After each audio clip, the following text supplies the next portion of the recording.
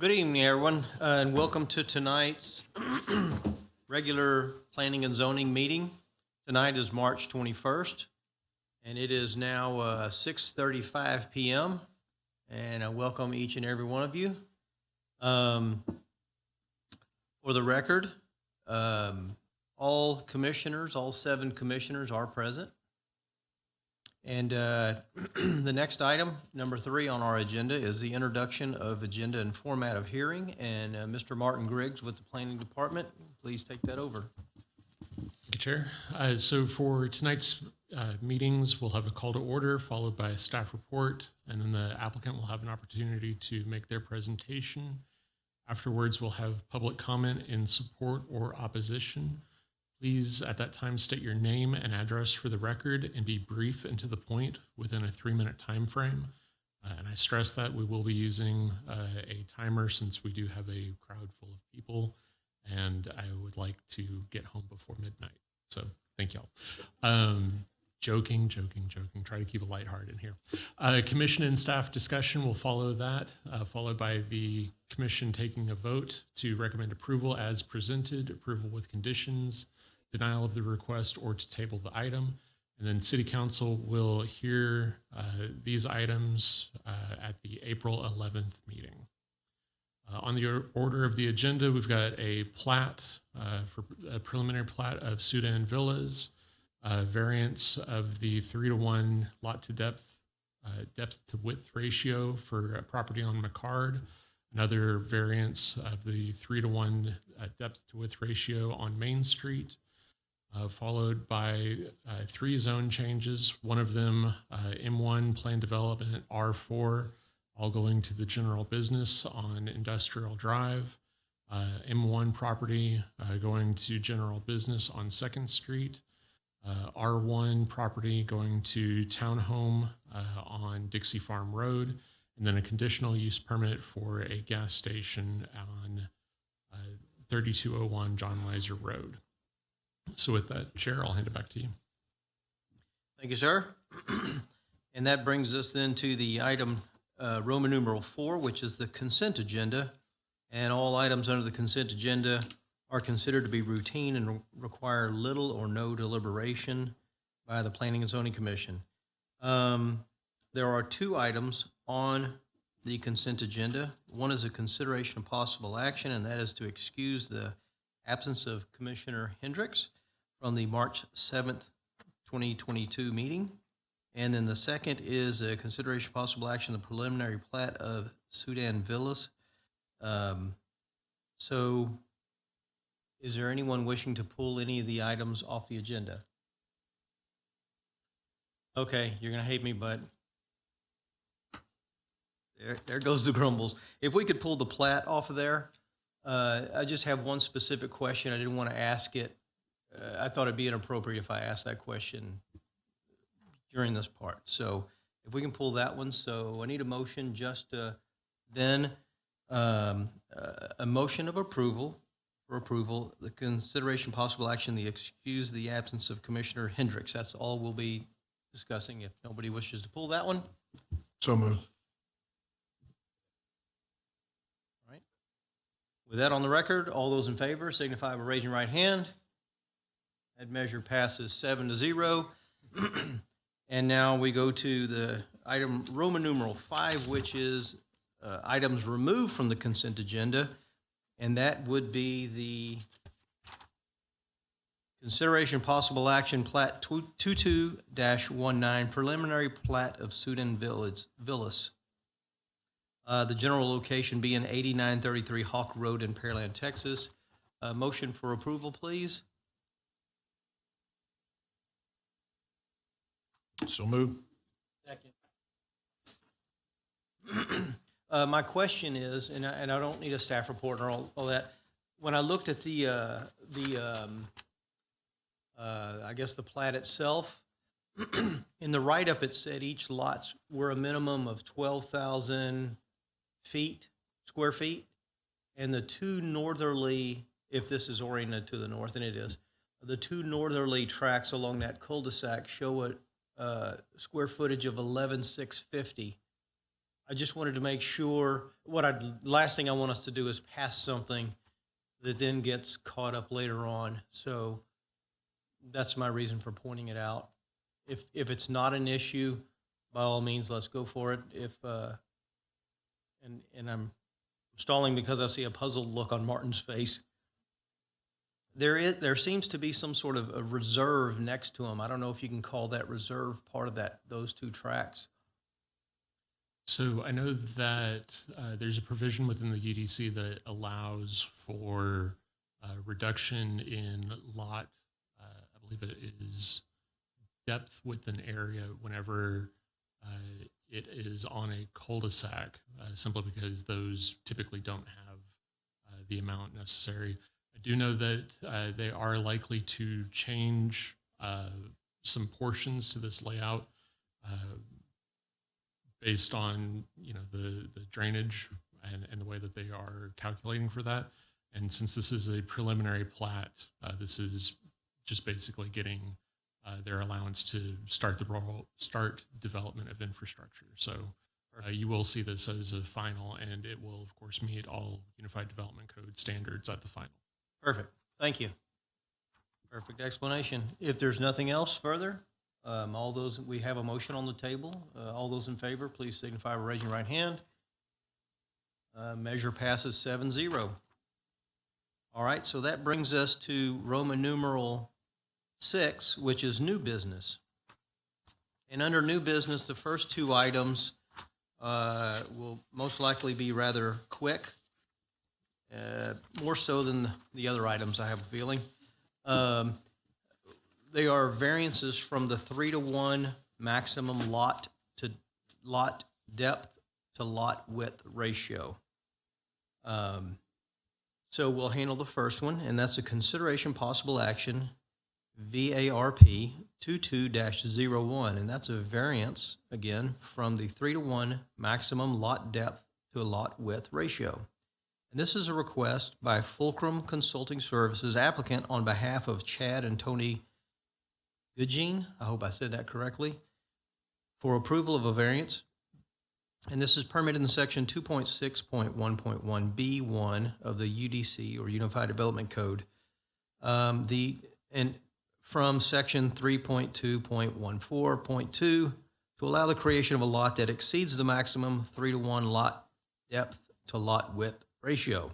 The general location of this parcel is 8034 McHard Road. Staff report, please. Oh, actually, why don't we get a motion for approval on the table? So moved. Second. Gotta go quick with that button. Staff report, please. Let me introduce Florence, who will present the staff report for this. Florence, take it away. Thank you, Martin. Good evening, Chair and members of the board. This is a variance request from the maximum 3-to-1 lot depth to width ratio. The property is zoned single family and SR12, or suburban residential 12. The current lot depth to width ratio is 5.74 to 1, which exceeds a maximum of 3-to-1. And so the applicant is seeking a variance from that lot depth to width ratio to be able to plat the property. The property is zoned both SR12 and single family residential 1, and it's surrounded by similar zoning. The underlying land use is suburban residential. This property has never been platted. It had a single family home which was destroyed by Hurricane Harvey. And so they are in the process of rebuilding it, and it's being funded by GLO. And so that's why it needs to be platted. Staff has reviewed the request and has found that it meets the requirements of the Unified Development Code for approval of variances, and so staff is recommending approval of the requested variance. That concludes staff report. Thank you for that. Is the applicant present, and do they wish to make a presentation? Thank you, sir. And if you would state your name and address for the record, so we can tie it to the record there. And welcome. Is this on? Okay. My name is Kevin Scott. I'm with RM Quality Construction. Fulcrum Consulting Services has actually been hired by my company. We're the assigned builder by the GLO for the Goodgens, who are sitting over here to my right, your left. I mean, what Florence presented is pretty much it. This seems to be the final step that we need in order to get the building permit and get these guys back in a brand new, safe, sanitary, secure home. If you could, sir, state you said your name, your address, please, for the record. My personal address or company address? Company address is Conroe 13610 Poplar Circle, Suite 201. You're going to have a long drive back. Well, luckily I live in Galveston. Also a long drive back. All right. Do we have, that concludes the applicant presentation. Do we have any persons wishing to speak for or against this item? Any persons wishing to speak for or against? And seeing no movement thereof, let's move on then to staff, commission, and applicant discussion. Any discussion by the, all right. With no discussion, with everything in the record, we'll move to a vote then. We have a motion to approve on the table. All those in favor signify by raising your right hand. And that measure passes unanimously. And so that moves us to the next item. And we'll be repeating the same process. Thank you, and thank you to the applicants. Also, good luck to you. Consideration possible action VARP 22-04, and this is a variance from, again, the maximum 3-to-1 lot depth to width ratio, and this is a request by RSG Engineering, the applicant, on behalf of DN 18 Rivers LLC, the owner, for approval of a variance permitted in the aforementioned sections of the UDC. The general location thereof is 1613 North Main in Pearland, Texas. Motion for approval, please. Second. Got that? Staff report, please. Again, let me introduce Florence, who will give the staff report. Florence. This request is, again, a variance from the maximum 3-to-1 lot depth to width ratio. In this case, the lot depth to width ratio is 4.13 to 1 instead of the required 3-to-1.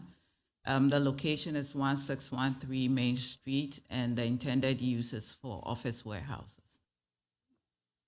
The subject property is zone light industrial, and it's surrounded by a mix of warehouse and light industrial uses. It has an underlying land use of industrial and is surrounded by similar future land uses. And so this property has never been platted, and it's undeveloped. Someone or an applicant is requesting to develop this into office warehouses. And staff has determined that this request meets the criteria outlined in the Unified Development Code. And so based on that, staff is recommending approval for the requested variance. Thank you. That concludes staff report. Thank you for that. Is the applicant for this variance request here tonight, or their representative? Seeing no movement, we'll move on. The next portion is persons wishing to speak for or against. Is there anyone in the audience wishing to speak for or against? Seeing no movement, we'll get on to staff, commission, and applicant discussions. Anyone have any comments? No, just one quick question. Is this the same? This is not the same parcel that came in the other day for the storage facility. No. Different parcel, This is just not. in This is a proximity. different parcel. This one came in earlier. But that was months back for a zone change. Okay, perfect. Anything else? All right, if not, we have a motion to approve on the table. All those in favor, please signify by raising your right hand. Measure passes unanimously 7-0. That's the first two items out of 6. And we'll move now towards the zone changes and the conditional use permits, the next 4 items. Excuse me. So item number 3 under Roman numeral 6 is consideration and possible action, zone change application 22-02. And this is a request by Ms. Renee McGuire, applicant on behalf of Forgotten Angels Foundation, the owner, for approval of a zone change from light industrial, which is M1 district, planned development, PD, and single-family residential, R4 district, to general business, GB, on approximately 7.06 acres of land, and the general location being 3309 Industrial Drive in Pearland, Texas. Motion and a second to approve, please. So moved. Second. All right. Staff report, please. Thank you, Chair. Let me introduce Mohammed Barima. He will present the staff report. Mohammed. Thank you, Martin, and Chairman and members of the Planning Zoning Commission. Good evening. This request is for approval of a zone change for approximately 7 acres of land from the light industrial M1 district, planned development PD, and single-family residential district to the general business district. So this property is comprised of 3 zoning districts, and the change is to general business district. Subject property is located at 3309 Industrial Drive. The applicant intent is to rezone the property GB to accommodate expansion of an existing adult daycare facility that's been on the property for several years now, and by adding a multi-use building. So the existing adult daycare that's on the property is not allowed within the current zoning of the property. And so it is deemed a non-conforming land use, and adding in a new building wouldn't be allowed, as it's considered expansion of a non-conforming use. So to just give you a little bit of history, in 2011, the same property received approval for special exception from the Zoning Board of Adjustment to allow expansion of that property. So at this time, they decided just to go ahead and rezone the property to GB and make the adult daycare facility a conforming use by rezoning to general business. So instead of applying for another variance, they just decided to rezone the property. Staff has not received any public comments about this request. The Nexus Light shows the zoning and aerial map. This just kind of shows the general property. As you can see, the site is mostly located within the light industrial, that's the purple area, and a small portion is located in the R4, and that's the upper northeast corner, and then the green area is the planned development. That's part of the village of Town Lakes PD. So they have 3 zoning districts. So this entire 7-acre will, if this zone change is approved, will change to general business. The subject property abuts, if you can stick with that, Matt. Yeah. So it does abuts an undeveloped property to the east and to the north, as well as a warehouse to the south, and an undeveloped property and another warehouse also to the west. The Nexus Light is the future land use plan, and it does show the property also split between the medium density residential and light industrial. So it's kind of split between the two. This proposed GB is actually considered not consistent with the future land use designation. Nexus Light is a site plan. This is just an illustrative site plan that shows the existing development of the property. You can see the adult daycare facility closer to light industrial. The proposed building will be located in the back, and that's the multi-purpose building that they intend to add to the facility. The Nexus Light is a few images taken for the property. The one on the left side, this is from Industrial Drive. You can see the property and the building on the left side of the screen. And then on the right side, this is the detention pond. Is also taken from Industrial Drive. Nexus Light, a couple of images. These are the existing buildings on the property right now. The conformity table, as I mentioned just a minute ago, that the proposed GB wouldn't be consistent with the future land use plan. That's an element of the comprehensive plan, and however, it is actually consistent with the other criteria, which is the thoroughfare plan. The property is already being platted, and there are utilities available for this development. The next slide is the approval of criteria for the zone changes per the UDC, per the Unified Development Code. The zone change for GB is consistent with all the criteria except the future land use plan, as just mentioned. And the next slide is that the staff recommends approval of this proposed GB zoning, and that will make the existing use and existing facility conforming, and it could be a transitional actually use because as mentioned, there's planned development for retirement home that's on the east side as well as apartments on the north side. So this could be a transitional zoning from light industrial to GB. That's a staff report. Thank you. Thank you very much for that. That moves us to the applicant presentation. Is the applicant present, and do they wish to make a presentation? Well, hello there. For the record, if you would state your name and address, of course. I know you know the routine. Thank you so much. Renee McGuire, let's see, 3916 Quail Run. So we built, well, we didn't build it. We bought this property 20 years ago, and we started out with a day hab. Then we did the office building. We've been several times here, and I think we have done different things depending on what we're building. The last thing we added was the ag building, and we were here for that also.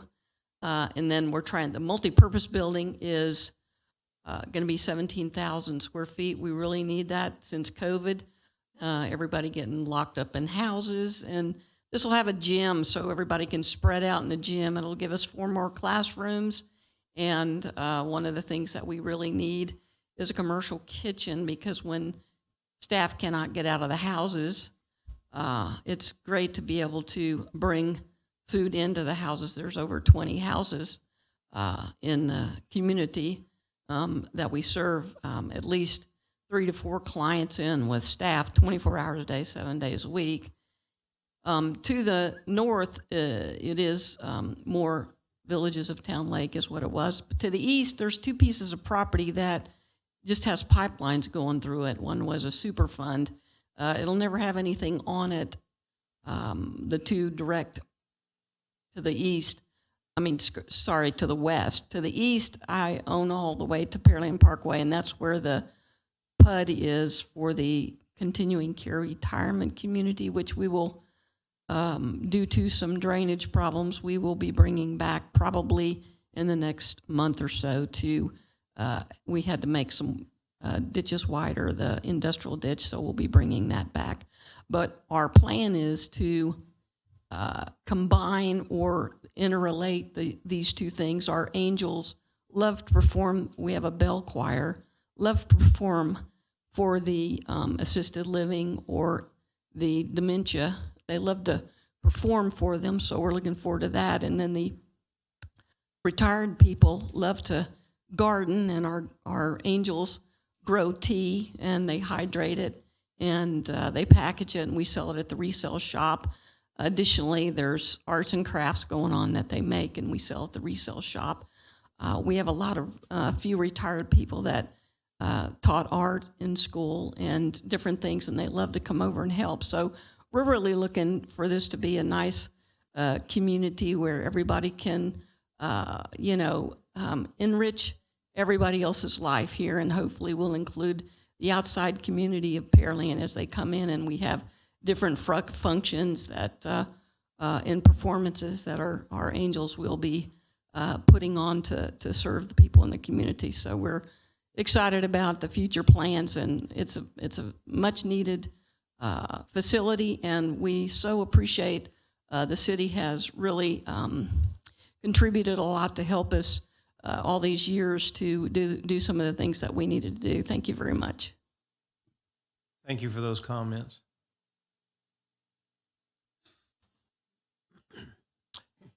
That brings us to the portion of the order of persons wishing to speak for or against. Is there anyone wishing to speak for or against? And seeing no movement, we will then go to staff, commission, applicant discussion. Anyone? We're a quiet group tonight. I just have one thing to say. I can't tell you how much I appreciate what you're doing for these people in this community, and I know that you dedicate a lot of your time, and thank you. That's it.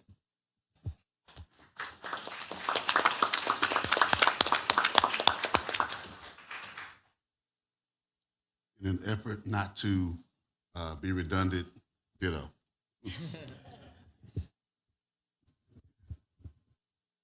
If there's nothing further, we shall vote and move to the next item. We do have a motion and a second to approve, so all those in favor, please signify by raising your right hand. If I had two hands, or I could raise two hands, I would. Thank you. A measure passes unanimously. Thank you very much, and thank you for what you do.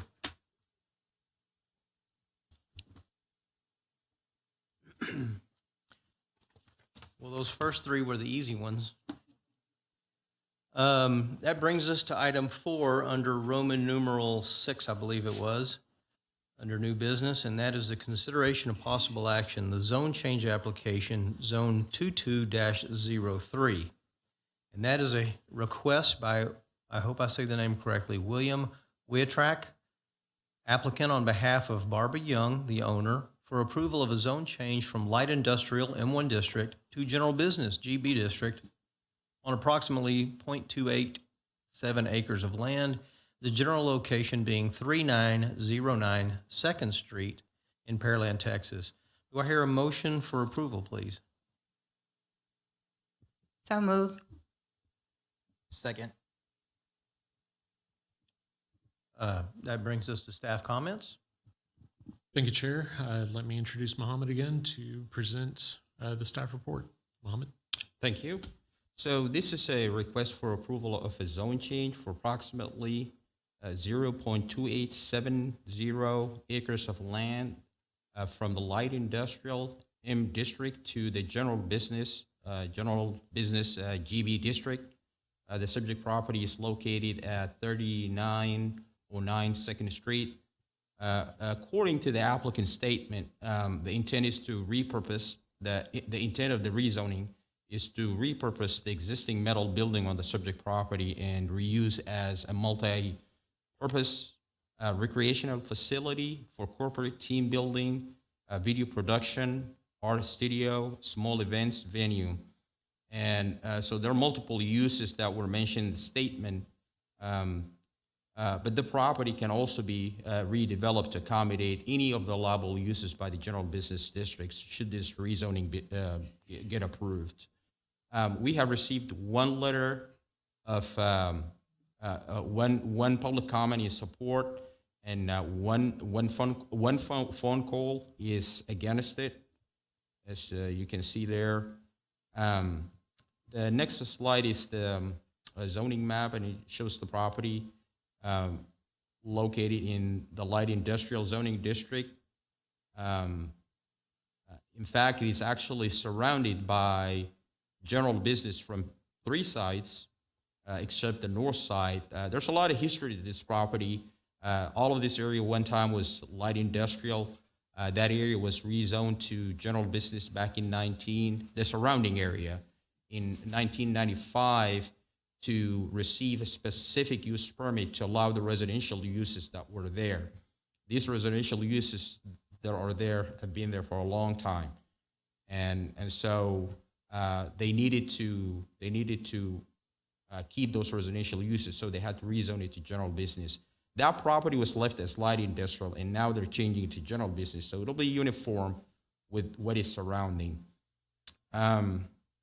Moving on to the next slide, which is the future land use plan. The future land use plan is still designated this property as light industrial. This is from the 2015 future land use plan that was part of the comp plan update. Probably the city is doing a comprehensive plan update right now, and this is maybe one of the areas that could be,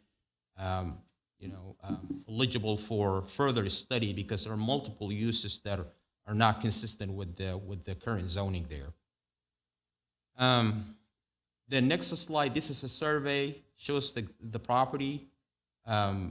It's 2 lots. It's comprised of lot 15 and lot 16. The metal building is located in lot 15 with a driveway, with some concrete and a driveway in the front. Lot 16 appears to be non-developed right now. Next slide, these are images of what's on the property right now. As you can see, the metal building there with the small paved area in the front, and this view is taken from 2nd Street. There's another image taken on another view of the existing building. Again, the majority of the area is actually used as residential homes, except the property actually to the east, which is a pet grooming business. Moving on to the next slide. So the proposed zone change to general business, again, is still non-consistent with the future land use plan. Again, it's an element of the future comprehensive plan.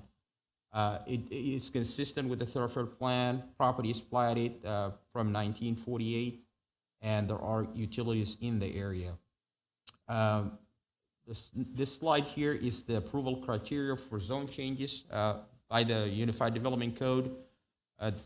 This request for GB meets 3 of these criteria, except the top one, which is the future land use plan.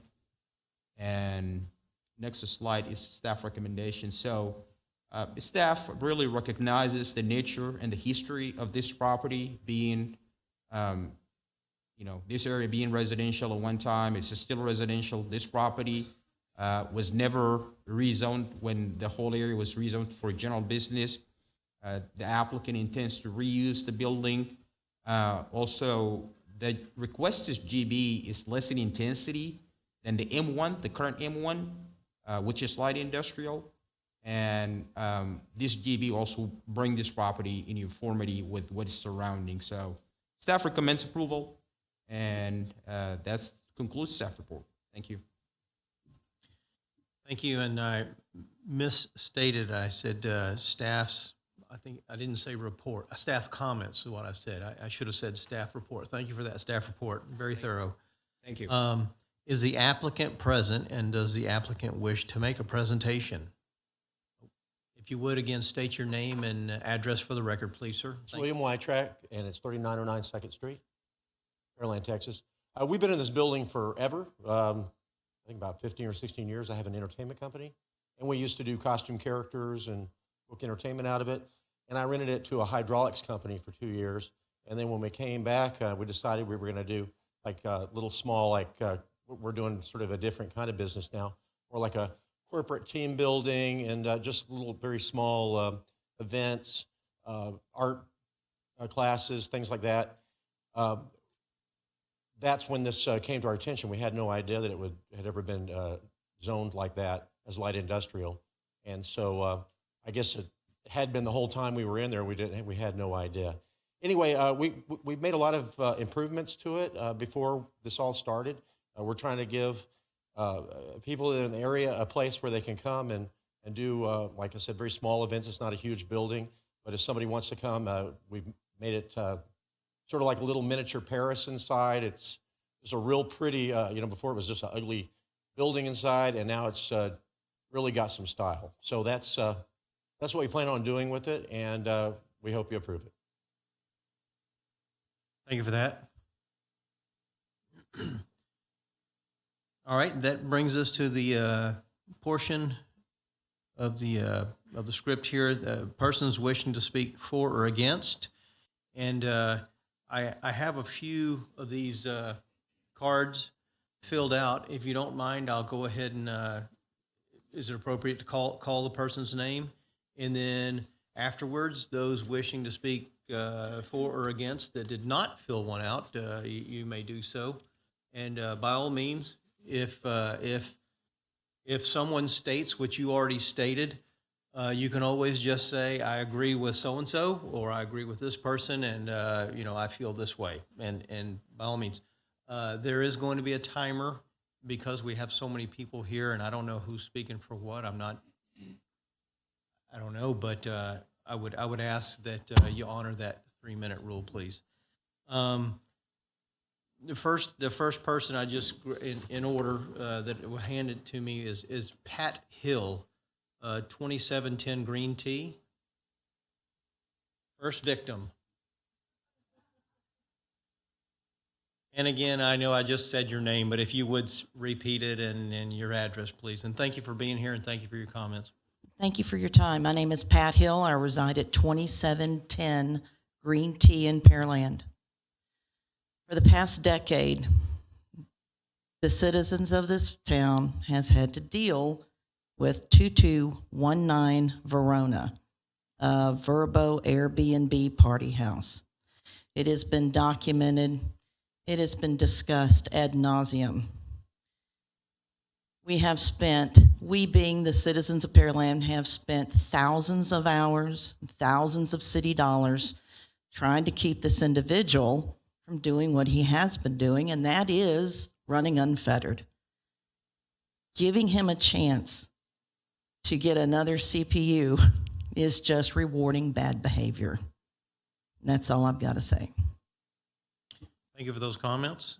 And that brings us the next speaker. I hope I don't tear these names up, and my apologies in advance. Paul Eskine. Oh, all right.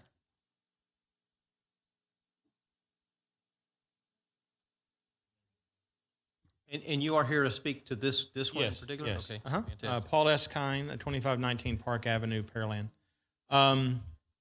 I think basically the same thing that the other lady said, that this has been going on for quite a while. I do not believe we need another party house in Pearland. Definitely not in the Old Town Side area. I did look and see what the applicant shows on the internet, of the different things that they've done, and quite a few of them. It reminds me a lot about Verona.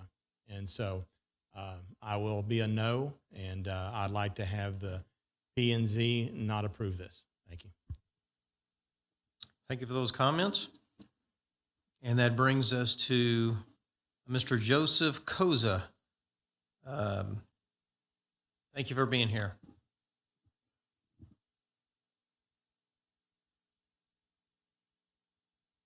My name is Joseph Koza, and my address is 2910 South Main Street. I am a lifelong resident of Pearland for over 50 years, and I have witnessed something at 2219 Verona that is unacceptable.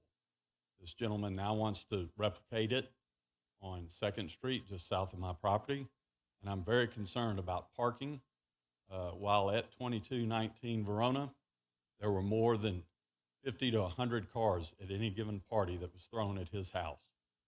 I am not interested in seeing that replicated south of my commercial property. Also, along with that, it brought all kinds of drug use. The neighbors around the 2219 Verona had that thrown in their backyard. The parking issue on Verona, you could not drive down the street. And Second Street is short like Verona, and I would question to wonder where the cars will park when the parties start. First Street, my property at 2910 South Main, I don't know, but there's not enough parking, and I am required as a business to have ample parking for the customers that I so have and my employees.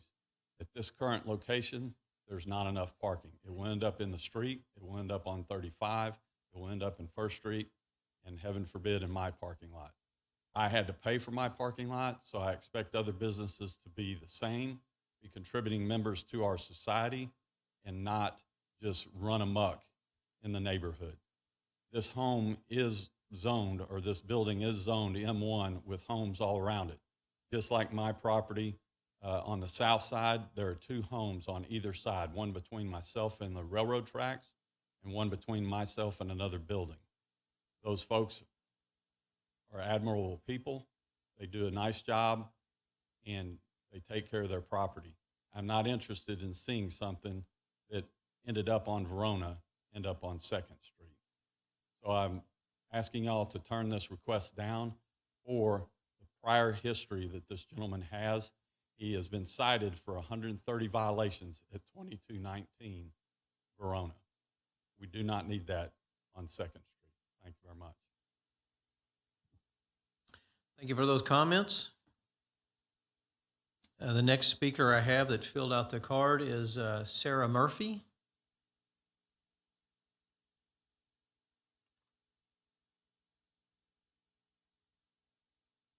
And again, if you would state your name and address, please, for us.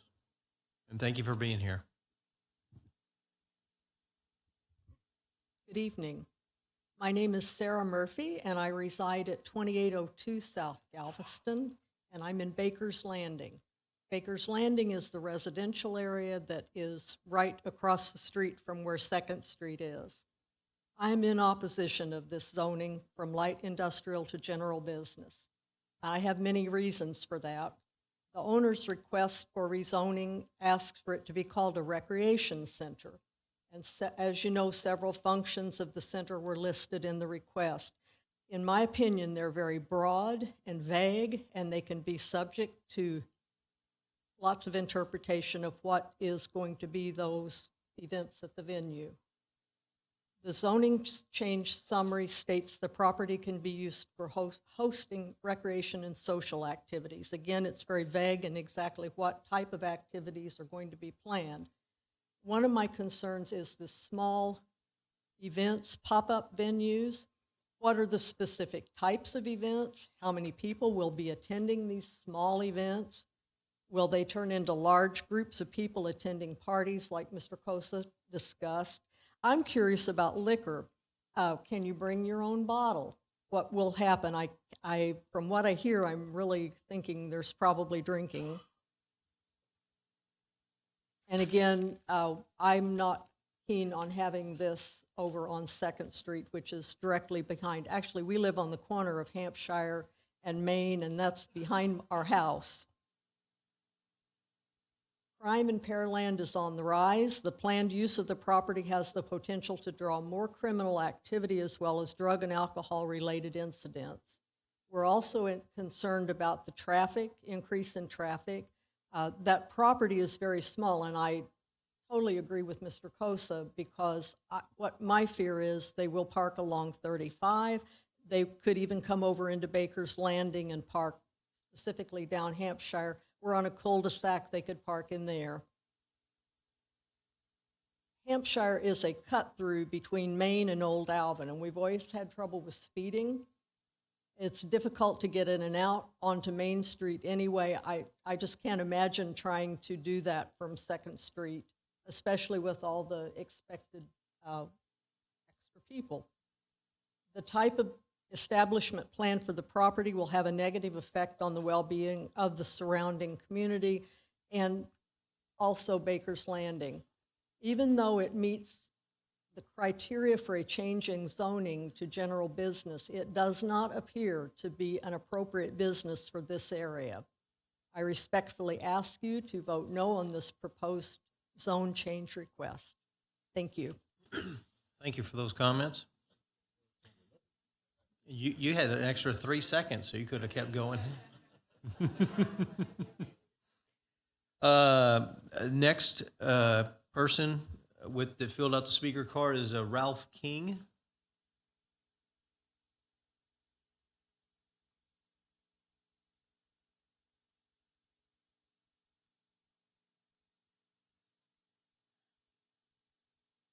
Ralph King, 2805 South Galveston.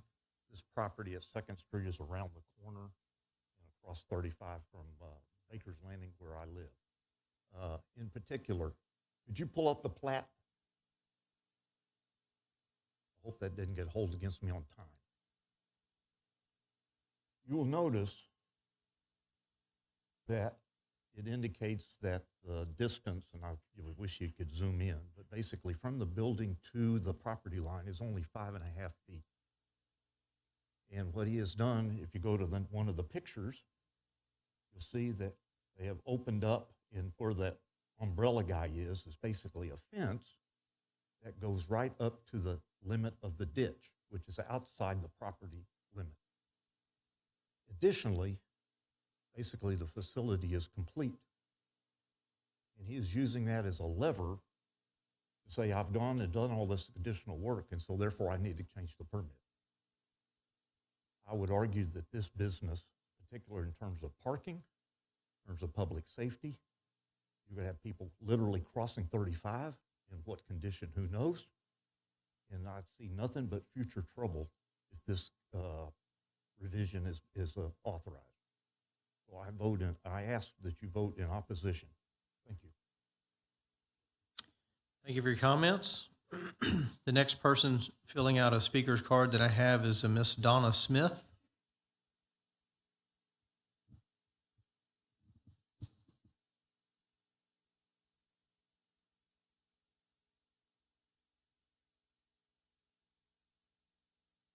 Good evening. My name is Donna Smith. I live at 2705 South Galveston. I am the president of the Baker's Landing Homeowners Association. I am also one that stands in front of you and asks you to please decline this.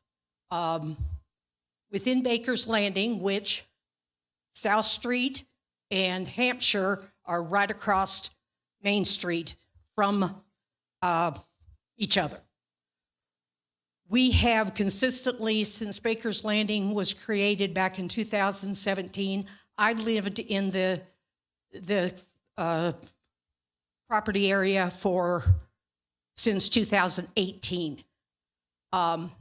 As was stated by Sarah, we've had numerous issues with people using Hampshire to go from 35 Main Street over to Old Alvin, and coming from Old Alvin across to 35, rather than go down and come out Walnut where there's a stoplight. We have on numerous occasions had the police department with their little flashing sign telling people that the speed limit along Hampshire is 30 miles an hour. Over the last several months in the Baker's Landing properties, we have had numerous situations where there have been vehicles broken into. We recently had an outbreak of graffiti on our playground area right there on Hampshire, and also on the United States postal mailboxes. So where this is, and I've looked too, it doesn't conform with the other businesses that are along that area. They are almost, from my look, around there, it's a lot of industrial. It's, not a, how would you say it, a place for people to come and be entertained. There's not a lot, the restaurant along there that we have is Killen's Burgers. So once again, as the president of the Homeowners Association of Baker's Landing, I do ask that you not approve this. Thank you. Thank you for those comments. And the last card I have regarding this item, and I could be making a mistake. Some of these other ones have scratch outs in there for the next item, but it's Mr. Kevin Fuller. Kevin Fuller, thank you for being here. And again, if you'll state your name and address again for the record, that'd be wonderful.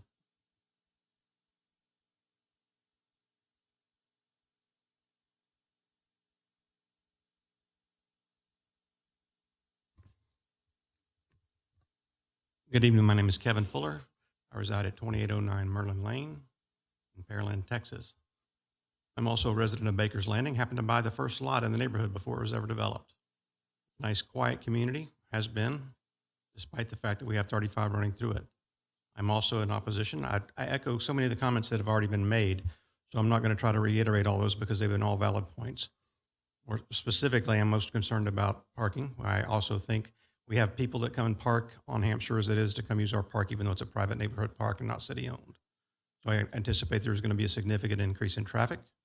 They say history doesn't repeat itself, but it often rhymes. And I would suggest that the use of the property has been said before in the other location has been used for less than what we would call desirable purposes near residential neighborhood that's bordered both on the east and the west of the subject property we're discussing now. So I don't want to see those kind of activities moved over near our neighborhood, and I ask that you respectfully decline the proposition. I would make one further comment on one of the, I think there's 4 criteria that staff deals with, and I think the last one says something to, it uses the word morals. And I think that if we're being honest, and if we review what's been happened before, the moral turpitude of what we have going on at the other property is likely to transpire at this one. And I would say that that goes against the very morals of our community, both from a residential and a business mind. So I respectfully ask that you decline. Thank you. Thank you for comments. And that concludes those persons that have filled one out. If somebody grabbed one and has filled it out, all they have to do is hand it over to Ms. Shelby, and she'll take it. And if you wish to speak and you haven't filled one out, you can speak first and then fill one out. So with that, is there anyone? Yes, sir. Come on up if you would again. And ma'am, if y'all, one at a time, of course, if you would state your name and address for the record, just like everyone else did. Thank you. And then afterwards, if they'd fill out a public speaker's card. Hi, my name is Marcos Moreno. I live at 3916 2nd Street, Pearland. I grew up in that neighborhood. I've been there all my life, pretty much. And I even played football on that field before that building was built. I agree with everybody who has spoken so far against this. You know, I checked their website out. They have a deal there that they say that they can accommodate up to 50 people in this venue. If it becomes a venue, it's a very small building. Not only that, they built that veranda, like was said before, all the way out to the ditch. And on that veranda, they have a counter or whatever there. And they have it listed as a do-it-yourself bar. So that's kind of telling me they're going to serve adult drinks there. And like everybody said, it's a very small road. It's a small area. There are people who live there. And I just think it's going to be bad for the neighborhood. It's going to be bad for everybody who lives there. It's a very quiet street. I mean, there are no problems in that neighborhood. Like I said, it's very quiet. And respectfully, I hope that y'all will vote against this. Thank you. Thank you for your comments. Ma'am, I think you had your hand up. Thank you for being here.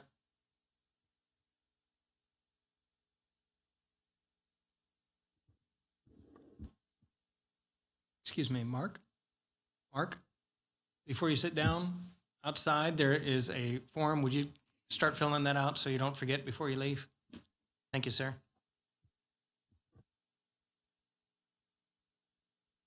Hello, my name is Leah Garza. I live at 3709 Lockheed Street. right here in Pearland at Baker's Landing. I am the Secretary Treasurer of the HOA Board. I don't really have a lot prepared to say, but I just wanted to reiterate all the points that were already made since they are very valid. The concern for traffic, the concern of the crime in our neighborhood, the concern for potential intoxicated drivers and drug activity. If you look on their website, the types of pictures that are posted, as Mr. Fuller mentioned about the morals, not the type of establishment we need in our neighborhood. And the fact that there's residences, homes living right there in that area, they should not have to deal with the disturbances of the noise and the traffic that would disturb their daily lives. So I respectfully ask that you reject this proposal. Thank you for those comments. And this gentleman also in the blue jacket had his hand up. Thank you for being here.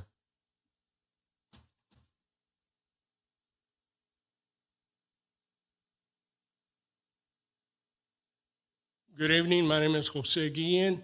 I live at 3909 3rd Street. I grew up in 3rd and 2nd Street. I like to say hello to some of our neighbors that live in Baker's Landing. Thank you for coming out. I don't think this area is a good place for this gentleman's business. It's a small dead-end street. The tracks are right there. There's no place for parking. And I still live there in Airport Site Subdivision. I believe that's the land Moses was looking for, and he couldn't find it. We grew up there, we're happy there, and we like to keep it nice and quiet. Thank you for your time, and I hope you respectfully say no to this vote.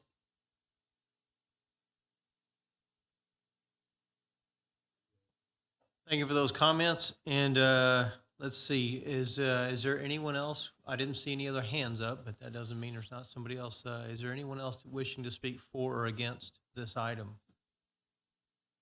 I'll ask one more time. Is there anyone else wishing to speak for or against? Seeing no movement, then we'll move forward, and we can't really move backwards. So the next item on our script is the staff commission applicant discussion. Commissioners?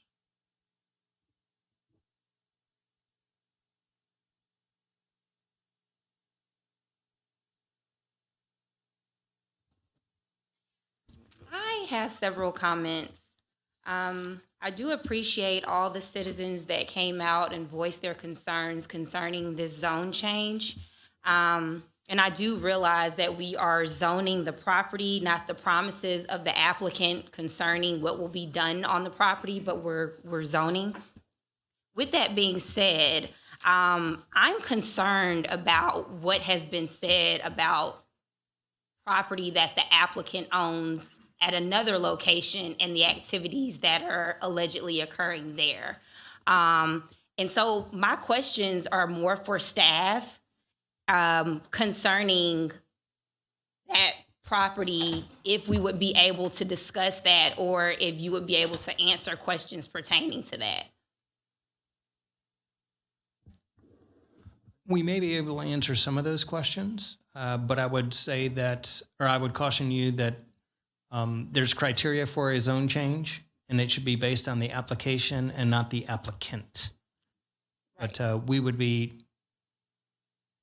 And I guess that's what I'm battling with, because I know that it's a zone change for the property, but you can't help but consider past activities of an applicant for a zone change if those citizens are going to be worried that if we were to approve a zone change, that this could occur here as well. Does that make sense?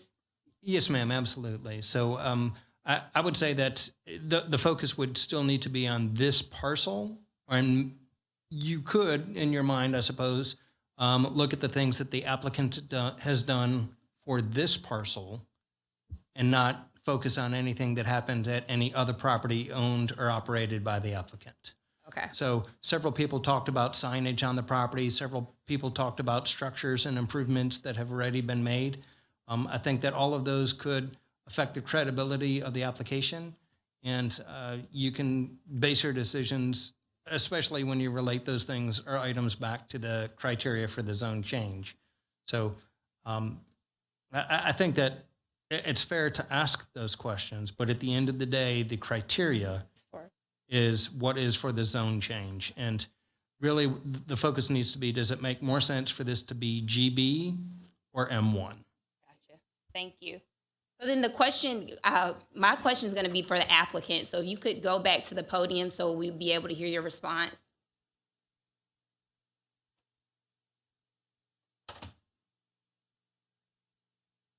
And I'm glad that you have this picture up because that's what I was going to ask to reference. This picture here, we had a citizen comment in saying that it was a do-it-yourself bar where we see this umbrella. Could you explain what occurs here in this portion of the building? Okay, so that's just a Banksy painting. This is all about art. It's based on Van Gogh. It's based on 1800s Paris. And so that's Banksy's a current street artist, but Le Chat Noir is from the 1800s in Paris. It was a club where Van Gogh went, and Gauguin, and a lot of the famous Impressionist painters. So what we did on the inside was we put awnings and stuff. It's not for hip hop videos. The problem that I've had, can I speak to? We're going to address my question, and then we'll go from there. Okay, so the idea of this was we already had a deck there, but if you can see right next to it on the left-hand side, there's a house that's been a wreck, like a haunted house. It's just broken, and the roof caved in with feral cats living in it for the entire 17 years that I've had the property. And so it's ugly. So every time you walk up to the building, you see this house. Well, the house just got torn down 2 weeks ago after the whole entire time we'd been there. So we put up the fence. I didn't realize that we had crossed, we just extended it a couple of feet from what the deck already was, and we made the fence higher. So it's really, if you look at the old pictures, you'll see the deck was already there. There was already a fence on the left-hand side, but all we did was we created a little bit taller fence so that we couldn't see that property and just enclose it as an area. It isn't a do-it-yourself bar. It's made for, like, somebody wants to have a baby shower, or somebody wants to have a little kid's birthday party, or something like that. If somebody wants to do like a little paint class, I have friends that are artists. The idea, it's all about art, so that people can come in with their easels and do paintings. I have a travel TV show that I do, and I wanted to film my travel TV show there, The Traveling Wizard. So that's what we plan on using it for. It's not for purposes that the problems that I had in my neighborhood with parking from doing hip hop videos. I don't do those anymore. We had some problems, and it's a whole completely different concept is what we're doing here. I've been in the entertainment business for 30 years, and it's not hip hop parties. It's kids' birthday parties, magic shows. Like I said, I do a travel TV show. My stuff is very neighbor friendly, except for the stuff that happened at my house the last couple years. Understood. And will you be allowing alcoholic beverages to be consumed at this property? We haven't discussed any kind of alcohol at all. I'm not doing a liquor license. I thought maybe somebody could have wine there if they wanted to. I haven't asked. This is not an alcohol-based concept. It's really about something else. So if I wasn't allowed to do alcohol, or people weren't allowed to bring alcohol, I'd be okay with that. It's just, and as far as the drugs go, I don't do any drugs at all, and I haven't. So if somebody, there were several references to drugs. This is not a place for drugs. I don't do drugs, and none of my friends, well, I do have friends that do drugs. I'm lying, but yeah. So it's not about that at all. Okay, thank you. Those are all the questions I have for now. I'll pass it off to the rest of my fellow commissioners. Thank you.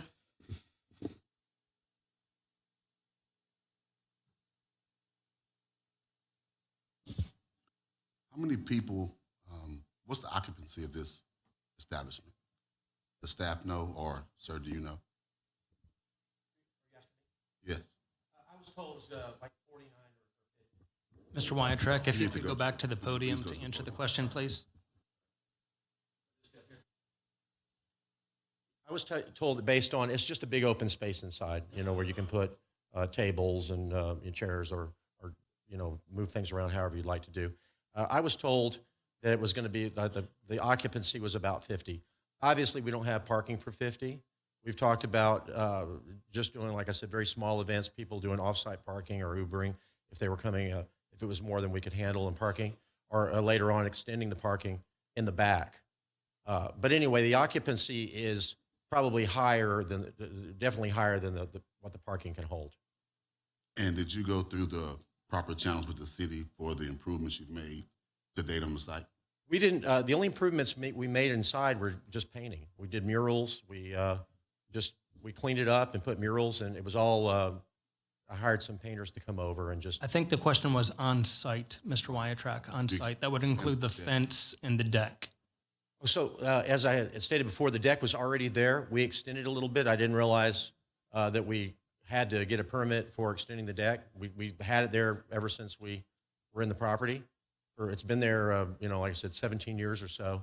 And so all we did was we put up a fence and made it a little bit longer.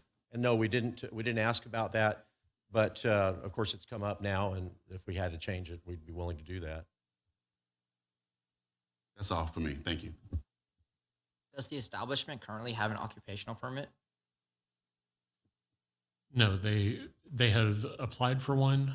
We do not make final judgment on applications that have applied for an occupancy while we are in the middle of a zone change.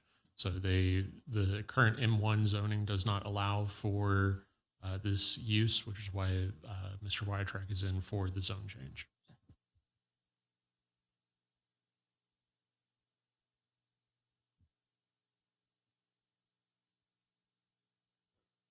I'm sorry, I missed the first questions for staff, and I think this will be a repeat. The uses that were discussed by those persons wishing to speak for or against, are they allowed? Those type uses, would they be allowed in a GB setting? That was too general of a question, wasn't it? It was oddly phrased, but I'll take it. Well, consider the source. Goods are odd, but the odds are good.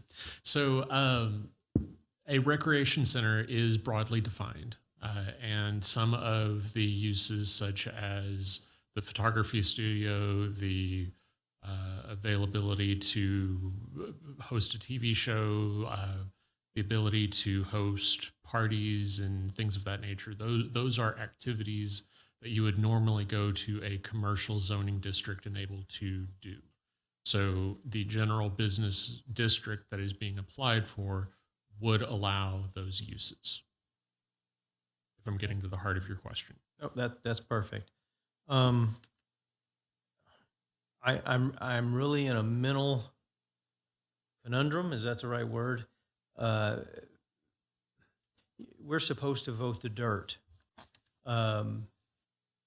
And then it seems to me that there's a lot of code enforcement issues that we're discussing instead of voting the dirt. And so I get torn when we have this. And a very similar discussion, it's different, but it's similar in that we had a use that wanted to come in and be changed actually to M1 so that they could put a storage facility on there. And there was a big flooding issue in the neighborhood.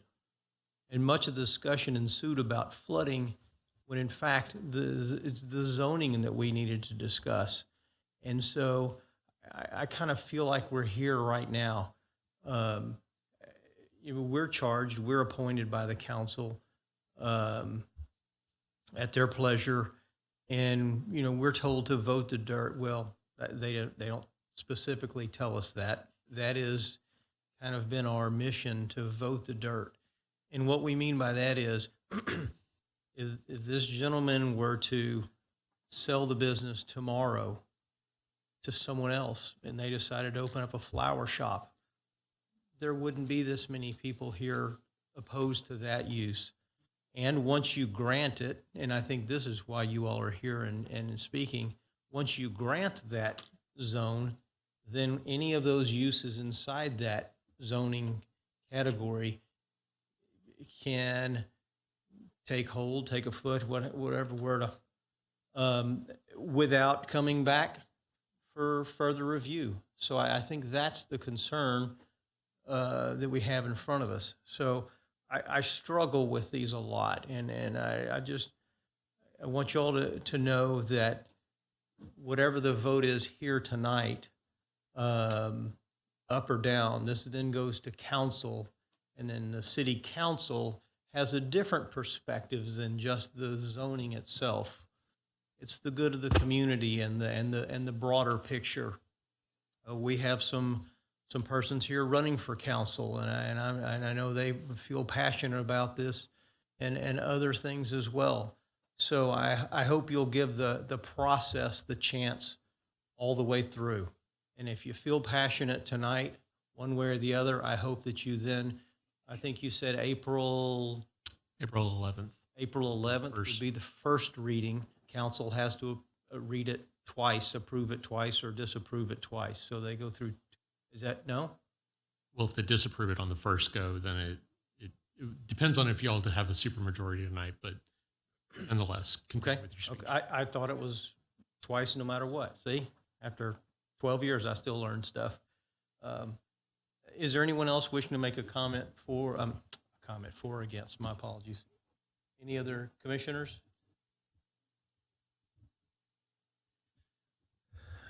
Well, you know, it's like Henry just said. We're instructed to deal strictly with the dirt, but you know, we're human, and we can't help but take everybody's thoughts into consideration.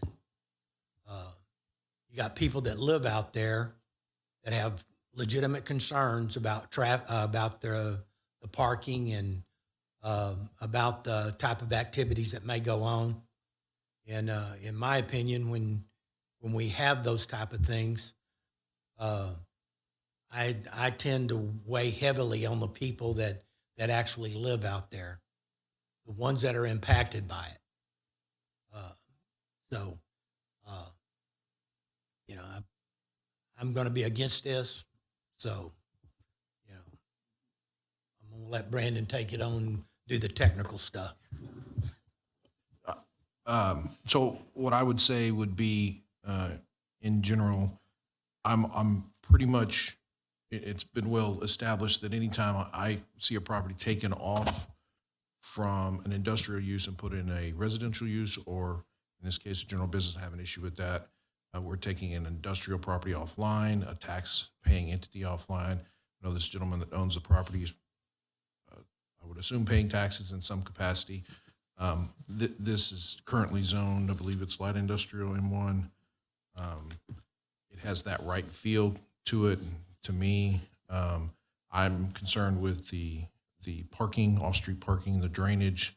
It would need to be adjusted because of the change in use or to general business. I'm concerned about what GB opens up for the future for the current folks in and around this property, because, as Henry mentioned, it allows for basically a blank check going forward, and it makes it difficult for anyone to make any adjustments to that in the future. So I'm having a difficult time with approving this, even though the dirt is the dirt. I feel the concerns of the parking and drainage and so on and so forth that might come from the next step, if it makes it that far, would be unattainable, and all of this is futile for the current landowner. Anyways, that's not for me to decide. That's for city and code and everything else. But I mean, it doesn't. You can do the math. What's the calculation per square footage per parking space? It's like 1,200 feet is 2 spots or something like that.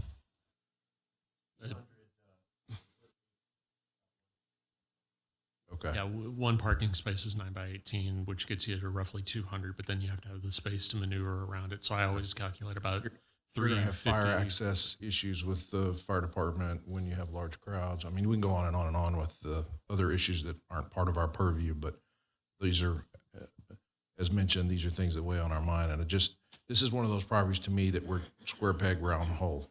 This doesn't fit. The future of this property later down the road allows for whatever use without any checks and balances, I guess, in place, or very limited numbers. So that's where I am with that. One more thing, if I could. In some of these comments that Commissioner Dansby just made me think. There were a couple of good people that said one gentleman was on 2nd Street and another gentleman on 3rd Street. They live there. Yet, when we watched the presentation, all of those structures in that area seem to be GB. So it's, well, now I say that, there's some that are not GB. They seem to be M1. And I guess I was hoping staff could address that, because that was one of the thoughts that I had when I read through I forgot to ask.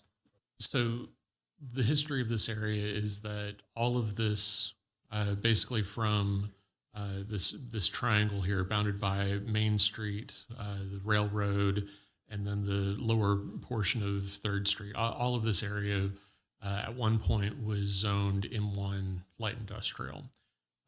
In the late 90s, some of these properties were rezoned to a general business district, and a conditional use permit or a specific use permit at the time was granted in order to maintain those properties as a residential property.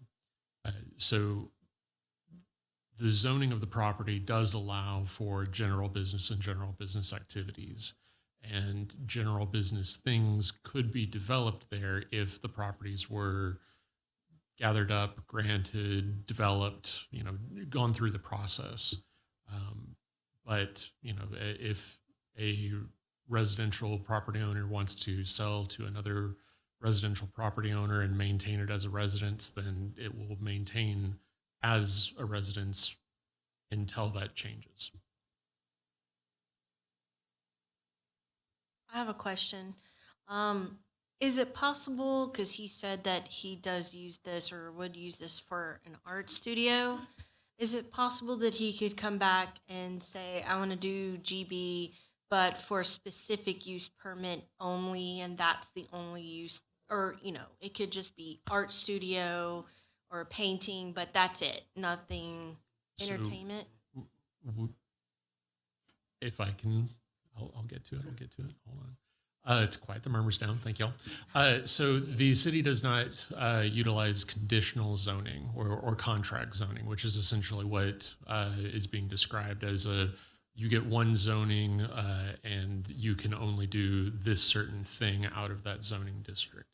The only way that even something remotely possible could be done similar to that is when someone with a large amount of property comes in and discusses doing a planned development where they choose to narrow down the uses that they do in order to have something granted to them. So if they say that they're going to come in for a car dealership where normally a car dealership wouldn't be allowed, but then they do certain buffers or certain things, and that's negotiated through a zone change process through the planned development. But we really frown upon using the tools that way because it's not the intent of that tool.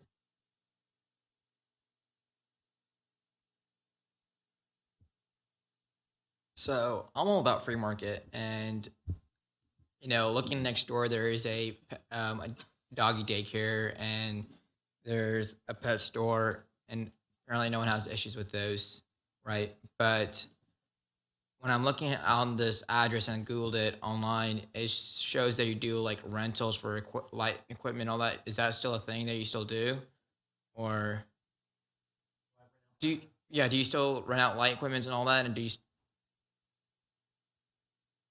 What we do is we book out entertainment like DJs and stuff like. I don't rent out equipment except like photo booths, something that's attended, photo booths, trackless trains, things like that. But none of that would be. That's a separate. But is that being done from the same facility, or is that being? No. Okay. So, knowing that, I feel like this is the neighborhood has decided. Like, I mean, yeah, people spoke, so I appreciate it.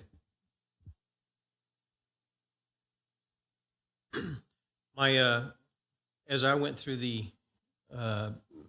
documentation and paperwork, if you could kindly go back to the slide that it was on, that one. When I see that map and then I say, well, are we going to keep it purple or should we be in line with all the other homes, all the other addresses there? My challenge was that, goodness, have I created spot zoning by not changing the use or the designation to general business? But with all of the special conditional use, I just beat that up. What you said, how the residents can stay there, I don't feel that I am. That was the one thing I really had heartburn with, was by not changing it, somewhat creating an island effect, and that's what we really try to avoid. So because all the other ones are, two gentlemen said one lives on 2nd Street again and one on 3rd Street. And another gentleman, I think, said he used to live there. At that point, I don't feel like I am spot zoning. So I just want to be clear with that. That's where my comments in the very first time I spoke came from. Anyone else wishing to speak? There I go again. Any commissioners, any further comments? Staff, any wrap-up comments? I don't have anything. Okay. Good. All right, we have correct me if I'm wrong, we have a motion for approval on the floor and a second. So it's time to call for the vote. All those wanting to vote for this property, please signify by raising your right hand. All those opposed, same sign. Measure fails 0-7.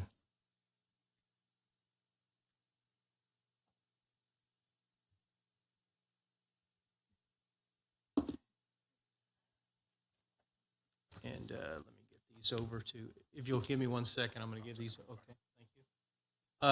That brings us to item number 5, which is under Roman numeral 6, which is new business, which is consideration and possible action. This is a zone change application 22-04. And this is a request by Ian Wieland, Morris and Associates applicant, on behalf of Scharf Group LLC, the owner, for approval of zone change from single-family residential, which is R1, district, to the townhome residential, TH district, on approximately 9.45 acres of land. The general location of this tract is 2810 Dixie Farm Road. How about a motion for approval in a second, please? So moved. Second. It brings us to staff report, please. Thank you, Chair. Once again, I'll introduce Mohammed to provide the staff report. Thank you, Martin. So this is a request for approval of a zone change for approximately 9.5 acres of land from the single-family residential R1 district to the townhome residential district, TH district. Subject property is located at 2810 Dixie Farm Road. The applicant intent with this rezoning is to accommodate a future townhome development. So to just clarify, and so everybody understand, the townhome development is the attached dwelling units as opposed to the single family. Staff has received 3 letters in opposition to this request, and the Nexus Light is the zoning map, and it shows the property being located within the R1 district. It is surrounded by R2 and R3 from two sides, R1 from the other side, and it is all surrounded by single-family detached dwelling units, single-family residential zoning, basically detached units. So this will be attached dwelling units. In fact, it could be also developed for single-family if they choose to, and in that case, will have to be developed under the R3 district regulations. Moving on to the next slide, which is the future land use plan. It shows the property being designated as low-density residential. The low-density residential would accommodate districts like R1 and the residential estate. The medium density that you can see next to it, that's the one that would support the townhome district and the R2 and R3 and R4.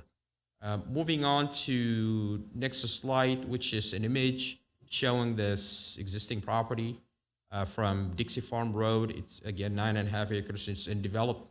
It used to have a residential home there back a few years back, but now it's an empty lot right now. This is the conformity table. Again, the proposed TH district, the townhome district, is inconsistent with the future land use plan. Again, to reiterate, the future land use plan designate this property for low density, so it's inconsistent with that. Except that the proposed TH district is conforming with the other criteria, and that's being the one that's listed there. And the next slide is recommendation.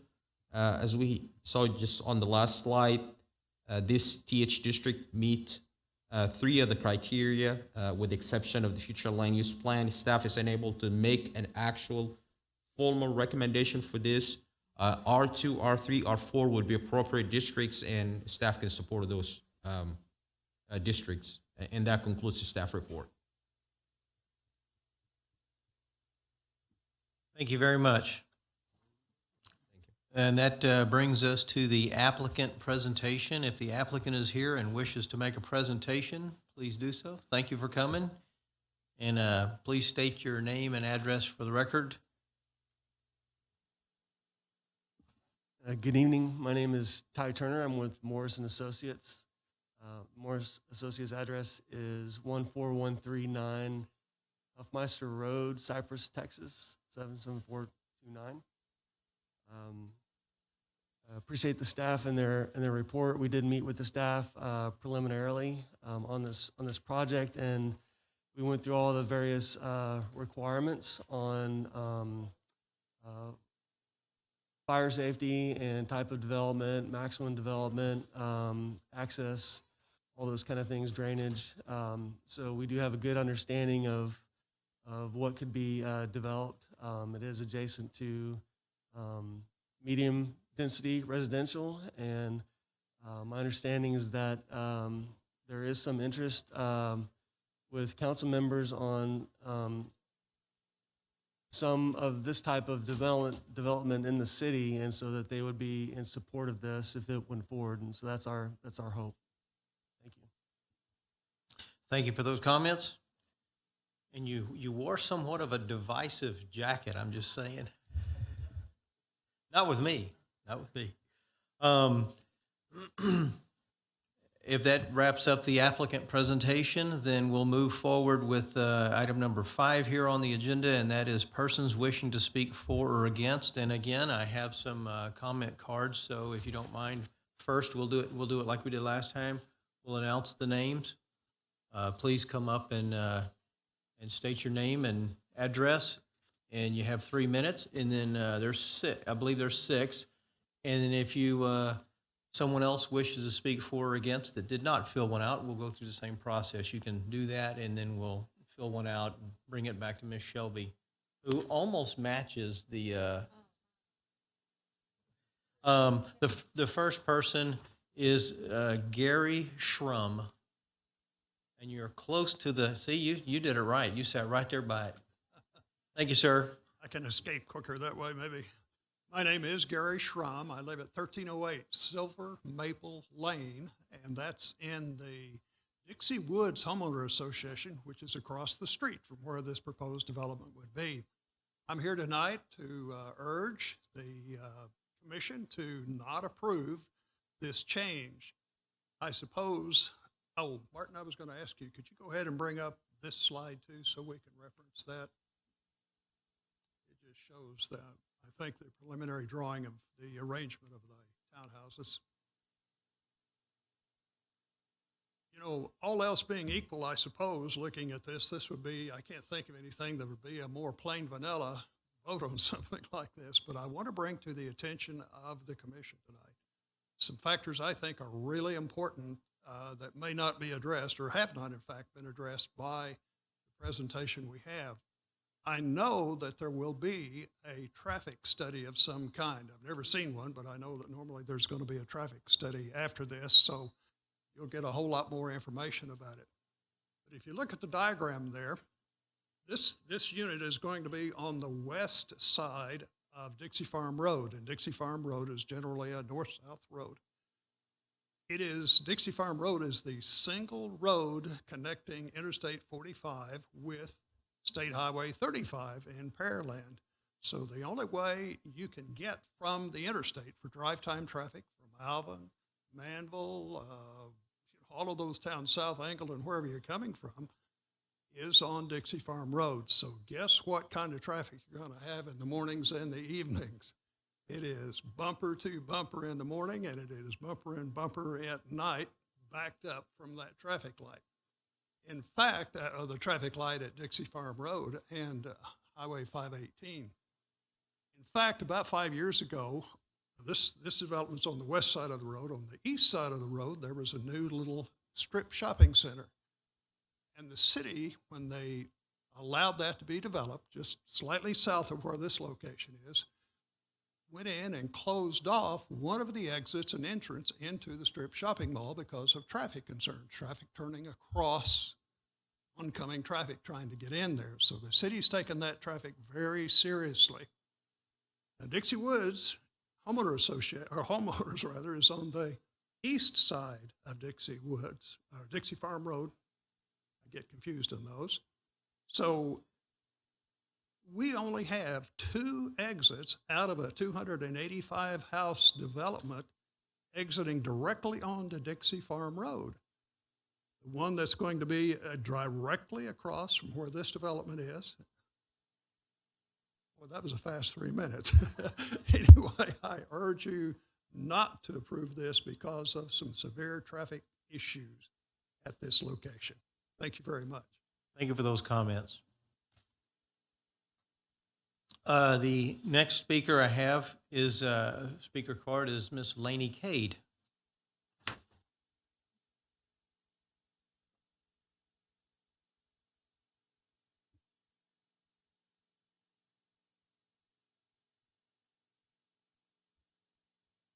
Can y'all hear me? Okay. My name is Lainey Cade. I live at 1901 Meadow Creek Drive in Pearland, Texas, 77581. I agree with everything Gary said about the traffic. I'm sorry, Mr. Shrum said about the traffic. And hopefully, if anyone has ever driven down Dixie Farm Road trying to get home in the evenings, you know what we're talking about. But also I want to address, he lives on the Dixie Woods side of Dixie Farm Road. I live behind that property in Wood Creek. And I want to talk about the flooding. I heard several of y'all say you have to vote the dirt. Well, there's not going to be any dirt left in Wood Creek if this happens because it's going to be washed away. The last few times it's rained, the last tropical storm, the last hurricane. Well, Hurricane Harvey, we were trapped in Wood Creek for 5 days. Green Tea residents were trapped in Green Tea, I think, for 7 days due to flooding. The last tropical storm, we were trapped in Wood Creek, and the Weather Channel was transmitting their show from a boat floating down my street. So, and that's the truth. That's how bad flooding has gotten in Wood Creek and Sleepy Hollow. So this property being turned into townhomes, I can't even imagine what that's going to do. I also want you to please consider, I didn't see a retention pond on there or anything. I guess that maybe, but those look like pools to me. Those look like swimming pools to me. I could be wrong in that picture. But where's the water going to go when it rains? And when I looked at the Pearland GIS site, there was a watershed that ran through that property. What's going to happen there? There's a watershed that ran straight through the property all the way through it. So I urge you, I beg of you to please say no to this zoning. It's not right for this area due to traffic, flooding. It's going to kill Wood Creek and Sleepy Hollow. Mary's Creek and Clear Creek can't take it, and the Green Tea neighborhood is going to suffer as well. Thank you. Thank you for those comments. And that brings us to Terry Feist. I hope I said that correctly. Wow, that's twice tonight.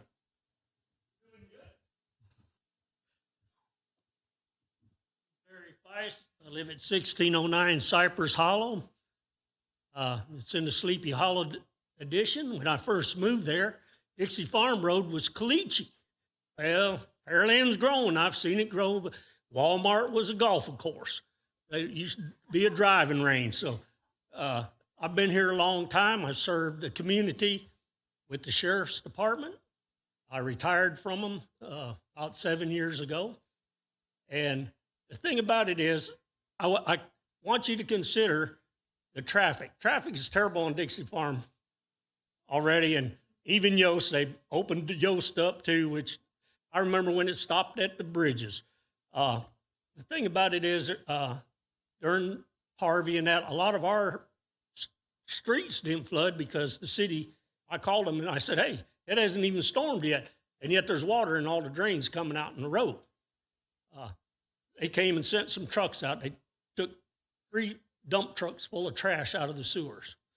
So, but the thing is, if I have no problem with houses being built there or something, but when you're talking townhomes, you're talking 2-story buildings, but that's going to invade the privacy of the people that butt right up to that. I mean, here you got people looking. You don't want people looking in your windows, and you want to, and it's just. I don't think we have fought it before because they were going to put a apartment or a retirement center, but because of the height and stuff, that wouldn't be right to the people that own homes there. And as a homeowner in this area, I would ask that y'all consider everything, traffic and everything, what it's going to do, the safety of our children. Hey, my kids grew up here. Dixie Woods wasn't even around. It was pasture and woods. My kids used to play in it. But I think if you bring that, you're going to bring so much more traffic, more crime in our neighborhood and everything else. And we have a good neighborhood. I've been there, like I said, I've been there for a long time. And I'd appreciate it if y'all would decide, look at the odds, weigh the odds. Is it worth it? I don't know. Like I said, I've seen Pearland grow a lot in the years. I mean, I remember when the population was 4,000. So, well, I only got 25 seconds, but I would appreciate it if you would decline the offer of them changing it to, I'd like to keep it single-family residence. Thank you. Thank you for those comments, and thank you for your service. The next speaker is Deanna Dick.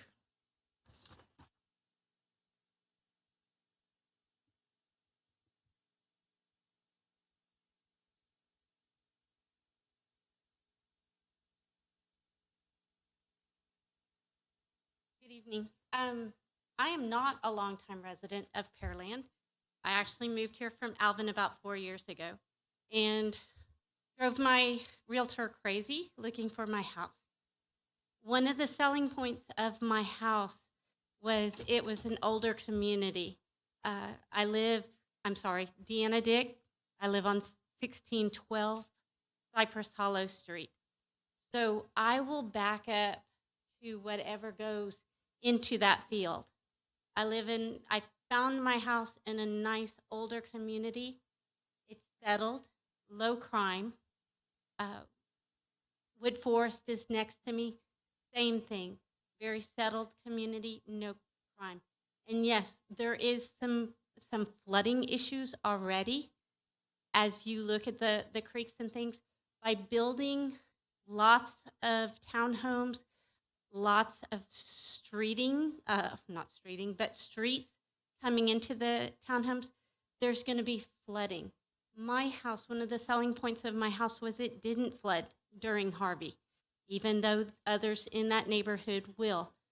Putting this behind me, my house will flood. I have no doubts of that. The traffic, that was one thing that I didn't investigate. Trying to get out of Sleepy Hollow on Dixie Farm Road already is horrible.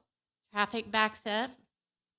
Putting more traffic in there right next to the light at 518 and Dixie Farm Road, not only is the traffic going to back up more, you're going to have wrecks. You're going to have people get very impatient, and there's going to be accidents and probably bad accidents there. So you've got safety issues. When you come in, one of the things I researched was what was the zoning of that area, because I know that Pearland is growing, right? And one of the selling points again for my house was I knew houses were going to go in behind mine, not townhouses or apartments, because it was zoned for that already. The whole area is single family dwellings. So changing the zoning would change the area considerably. So I hope that the council takes this into consideration. There's a lot of things against putting townhouses there. Thank you for your time. Thank you for those comments. And welcome from Alvin. Miss Mary Hooker is the next applicant. And thank you for being here. Late night. Good late evening. My name is Mary Hooker. I live at 1503 Sycamore Drive, Pearland 77581 in the Dixie Woods subdivision. And I concur with my neighbor here, Mr. Schrum. There are 4 reasons I've listed. First of all, we already live between Mary's Creek and Clear Creek. What's going to happen with the drainage? What are the plans for the drainage? Secondly, traffic. We have 4 traffic lights probably in a half-mile area. One at McDonald, one at McGinnis. Well, we possibly would have. Would we have one at Sycamore then? And we got one at 518. The traffic is already horrible. Property devaluation. What happens to our property values? And crime. We've already seen an increase in crime. I would request that the commission disapprove this request. Thank you. Thank you for your comments. The last form that I have is from I believe it's Alexandro Martinez.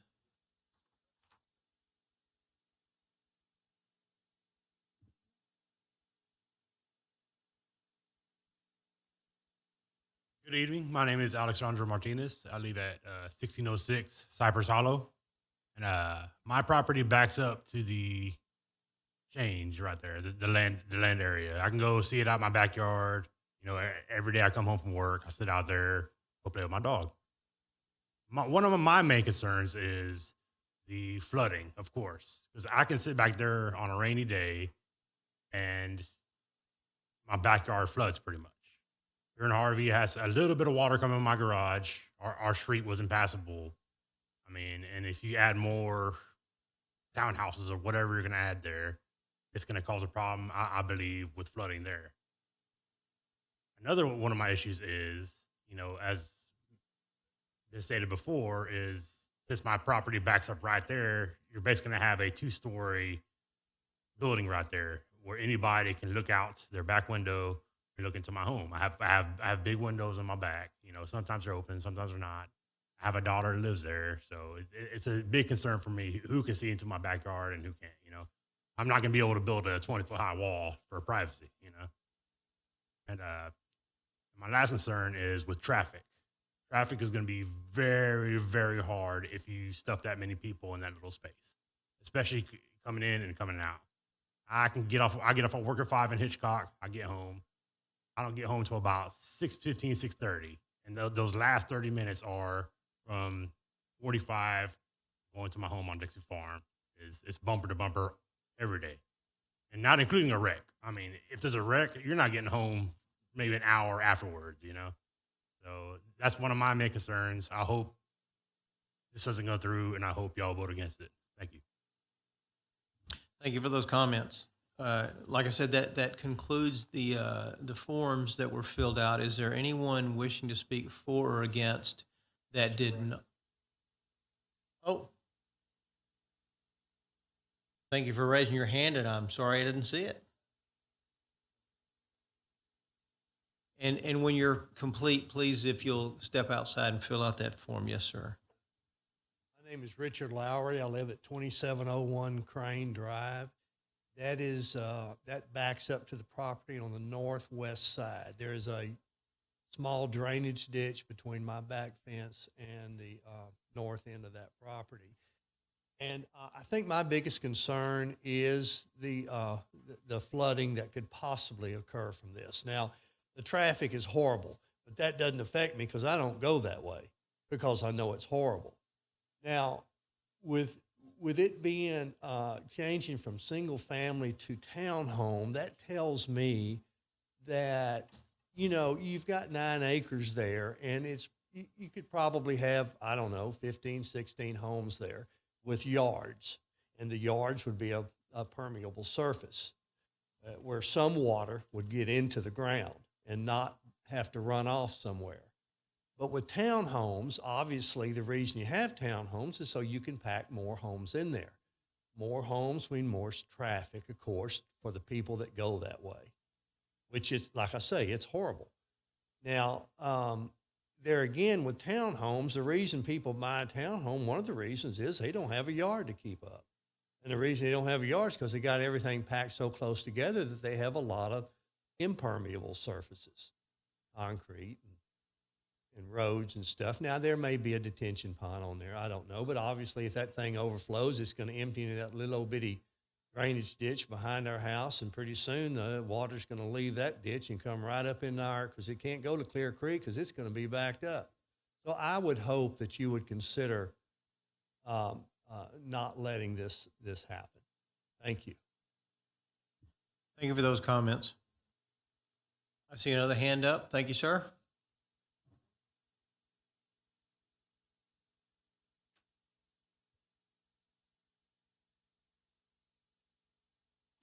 Good evening. My name's Rodney Allen. I live at 1609 Rayburn Lane. Our property backs up to the 9.5, 10 acres that we're discussing. I just wanted to reiterate some of the concerns the other citizens had about traffic and flooding.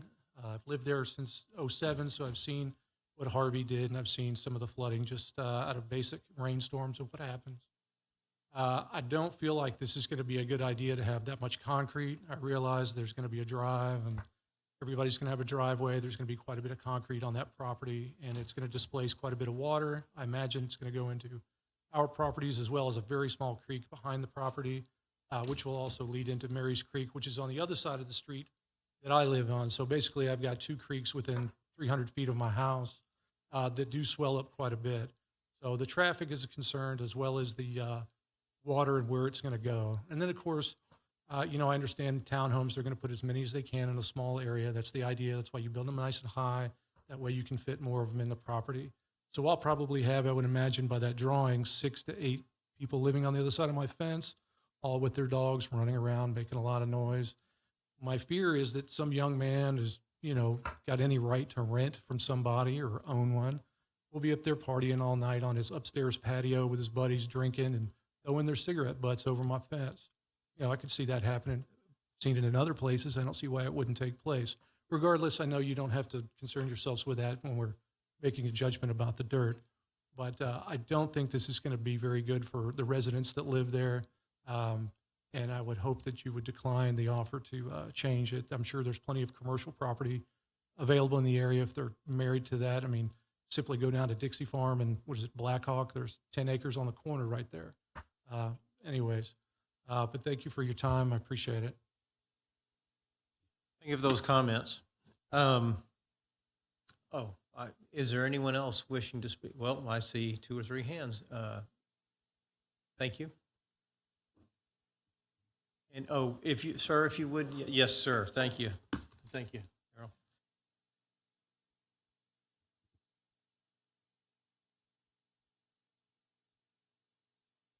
Hello, I'm Don Graybill. I'm Rodney's next door neighbor on 1615 Rayburn Lane. I agree 100% what he just said. Trying to get out of Rayburn Lane onto Dixie Farm, it's impossible unless you're working off hours. The flooding situation will be terrible, and there's just no place for the water to go. I agree, and I wish you would not vote for this and vote against it. Thank you for your time. Thank you for your comments. There was another hand or 2 up. Yes, sir.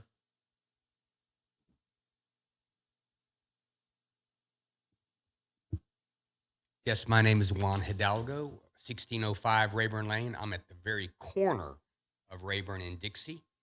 And I can't agree anymore with what's been established already, council folks. We're in a situation just getting in and out of our street is a hazard every day between the 5 o'clock hour. I mean, we don't even have a proper turning lane to get down our street, number one.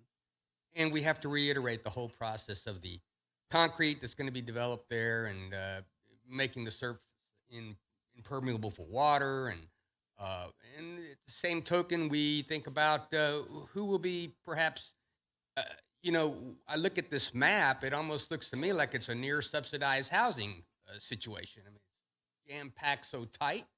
I just don't think it's really conducive to our spot there.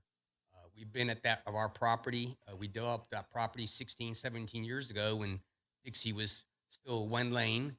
And of course, it went through all the eminent domain and made it what it is today. And along came, the growing pains with it. But we highly suggest that you would turn down this venture and let Morris and architects continue their retail and business establishments, construction, but stay out of the residential. Thank you. Thank you for your comments. Was there another hand that I see? Yes, sir.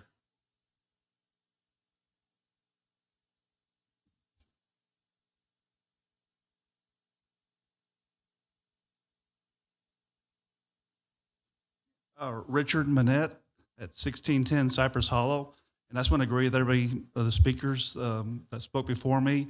Our house is right there. We got the privacy issues. I don't want 2, 3 stories looking into my property, the flooding, the crime, the noise. So I'll just make it simple, but I agree, and hopefully y'all turn this down. Thank you. Thank you for your comments. Oh, and if you would, that form that's out there, please, sir. Thank you. It'll take you longer to fill that form out than it was.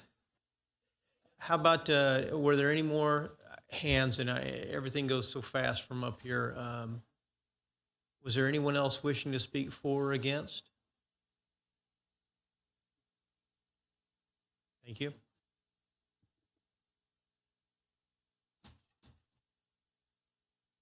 My name is Shay Allen. I live at 1609 Rayburn Lane. I'm glad to be here tonight. First City Hall meeting ever. So I've only been a resident of Pearland for about 5 years, and my neighbors work very hard, and they take very good care of their properties. They've spent a lot of their time, which they can't get back. They spend a lot of their money, and they want to raise their families here. And I think there's a reason why it was zoned for single-family residential dwelling before, and I think that keeping it that way would be a good idea. Simply for the fact that all of their concerns are valid, right? I also feel like the flooding would be an issue because I live where it floods, and the traffic is terrible. I'm always concerned that I'm going to get rear-ended. whenever I go home. If I leave or if I'm coming in, there is no turning. We don't even have a stop sign right now on our street. Crime, I'm concerned about people looking at me in my backyard. I don't, they won't have to look over the fence. They'll just be out on their porch. And I'm not comfortable with that, I don't know anybody that is. Thank you. Thank you. In the card, ma'am. Thanks. Is there anyone else wishing to speak for or against this item? I'll ask one more time. Last call. Is there anyone else wishing to speak for or against? Hearing none, we'll move forward. And again, we can't move backwards. That brings us to number 6 on the agenda, which is the staff commission applicant discussions. Commissioners, who wants to go first?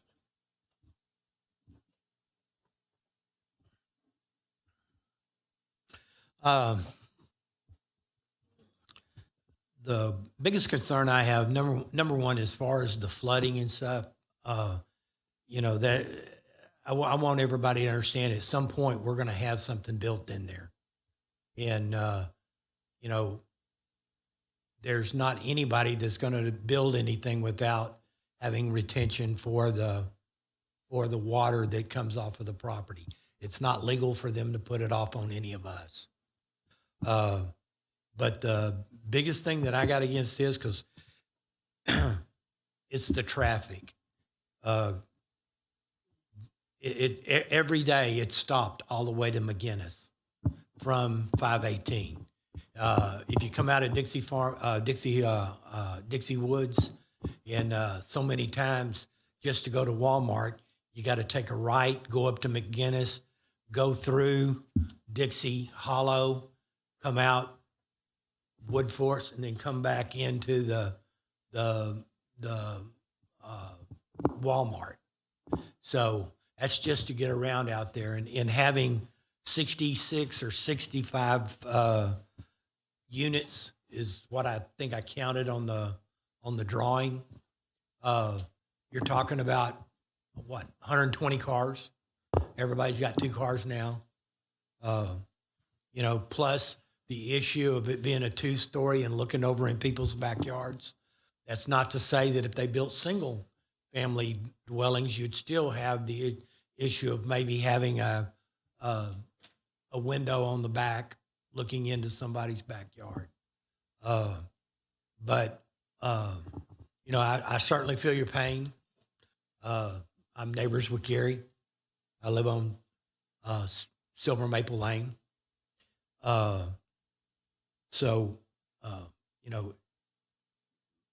traffic is the biggest thing that I've got going against this. But I just want y'all to know at some point, something's going to be built in there.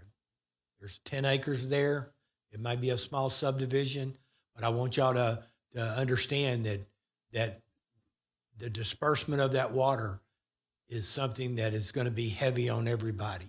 If they come in there and they go with the single family dwellings in there, they've got to do something about the water and keep it off of you.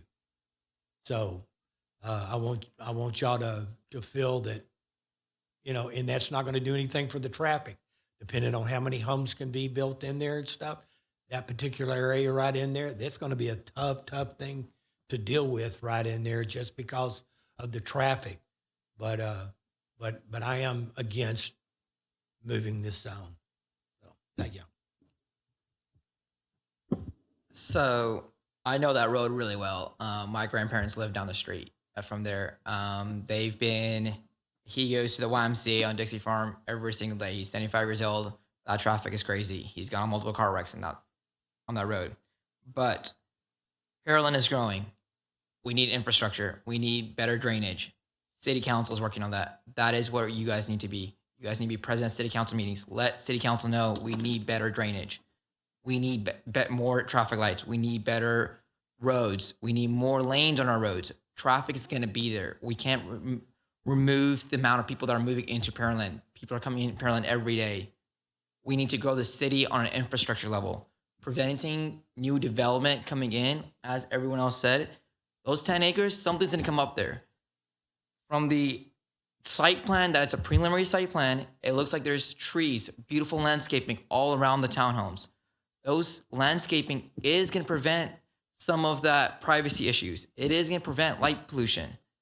Also, on the drainage issue, those weren't pools. Those are big, beautiful ponds that people are going to be able to use. And they made it look attractive where they could be like a lake as well as a drainage pond, what most neighborhoods do that nowadays. With that being said,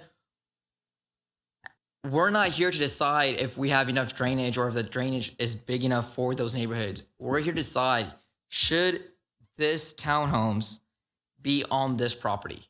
Or is it meeting the criteria? And by the city's recommendations, they are meeting the criteria. So I would vote yes on this. I have a couple of comments. I do want to express my appreciation for the citizens coming out and expressing their concerns and giving their comments. And with that being said, when I think about Pearland, I do think about the growth that the city is experiencing, and I think about what I want Pearland to look like. And it's no secret that I am for townhomes, I am for apartments, because Pearland doesn't have a lot of real estate left in which to build residents. And so I think to leave all of that to single family houses, I've never agreed with that. I am concerned about the traffic and the flooding issues, but to the point, I think that detention ponds would address the flooding issues and that those traffic reports, and to fellow commissioners' point, in terms of traffic and flooding, the infrastructure, those are things that council needs to work on in general, because flooding, unfortunately, is inevitable. We need better systems in play that are going to correct that. And we also, Pearland traffic is terrible all around. We do need more traffic lights and lanes that are going to address those issues. And with that being said, I am for various types of homes being built in Pearland. I think it allows for more variances within making a decision to buy a home. And just speaking for my generation, we like townhomes. And the market supports that. So, and what I don't agree with that I've heard is the correlation between townhomes and crimes.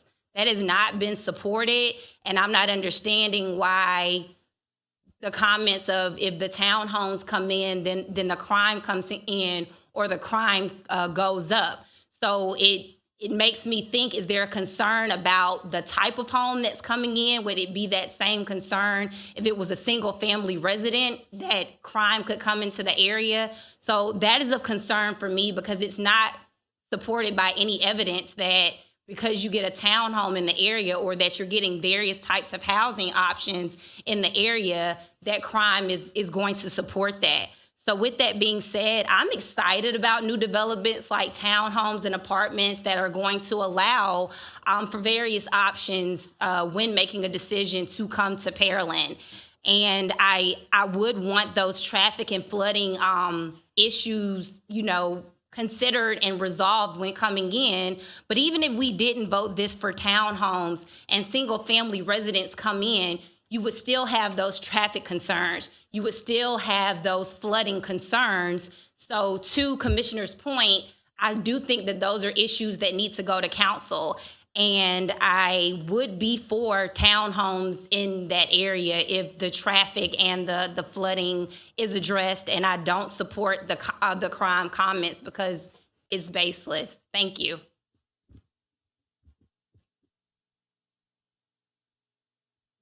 I have a question for engineering. For a median cut, what's the minimum? Is it 300 foot? I believe it is 600. However, a traffic study can override that. Okay. So, as I feel like there is a potential to do a median cut through there where they could get in and out of there, because all the other resident neighborhoods have a left turn lane in and out onto Dixie Farm Road. And then the other thing is that this is one of the few tracts of land that is actually not in the floodplain. So it's not really impacted by Mary's Creek. unlike, I know there's a lot of neighborhoods that are at lower elevation, and they would have to meet a very strict drainage criteria. Pearland has one of the highest detention drainage rates in the whole Houston metro area. So I do believe that they would meet the drainage. That might mean that they don't get to put as many townhomes on that tract of land that they want to put, because there is a balance there. They still have to meet that based on the impervious cover they're putting on the ground. My only question for the developer is, how many townhomes? Have y'all analyzed the detention? Excuse me, Commissioner, just want to add something. Sure. This is considered as a subdivision for us, and the detention calculation is based on the total lot size, not the impervious cover. Okay. So it will be 0.7 multiplied by the total disturbed area. Okay. 0.7 times a disturbed area. Almost the whole site. Yeah. Yeah. Ty Turner with Morrison Associates. I was going to address your question about the number of units on the site. So the layout that was provided was very preliminary, and it was done prior to any of the meetings with city staff. And what they informed us was that because we only had one driveway, we were limited for fire safety on the number of units that could go onto the property. And I believe that was 35 units. And so if you compare that to single-family residential, a common size is a 1/4 acre lot. So for 10 acres, that's 40 lots. So compare 40 lots with single-family residential to 35 units with townhomes. It's about the same. It's actually 30 lots without any fire suppression systems. If they install fire suppression systems within the homes, then they can have more without having the secondary means of access. Thanks for clarification. So I mean, in general, we had meetings, and sent out notices to people across the Pearland where we would like certain types of developments, townhomes, retail centers, different areas in town. And this is an area that I feel that makes more sense versus putting it in the middle of a neighborhood. It makes more sense to put this next to a major node. It's not in the middle of it's right next to Dixie Farm Road and 518. So that's my thoughts on that. I do think that they will meet the drainage. I think it's not going to be as many townhomes as shown, and they're not in the floodplain. So, and I do think that they have to meet a traffic study, whatever the traffic recommendations are. They cannot have a negative impact onto the traffic. Correct. That's the it. traffic study requires any mitigation suggested by. Yep. Thank you.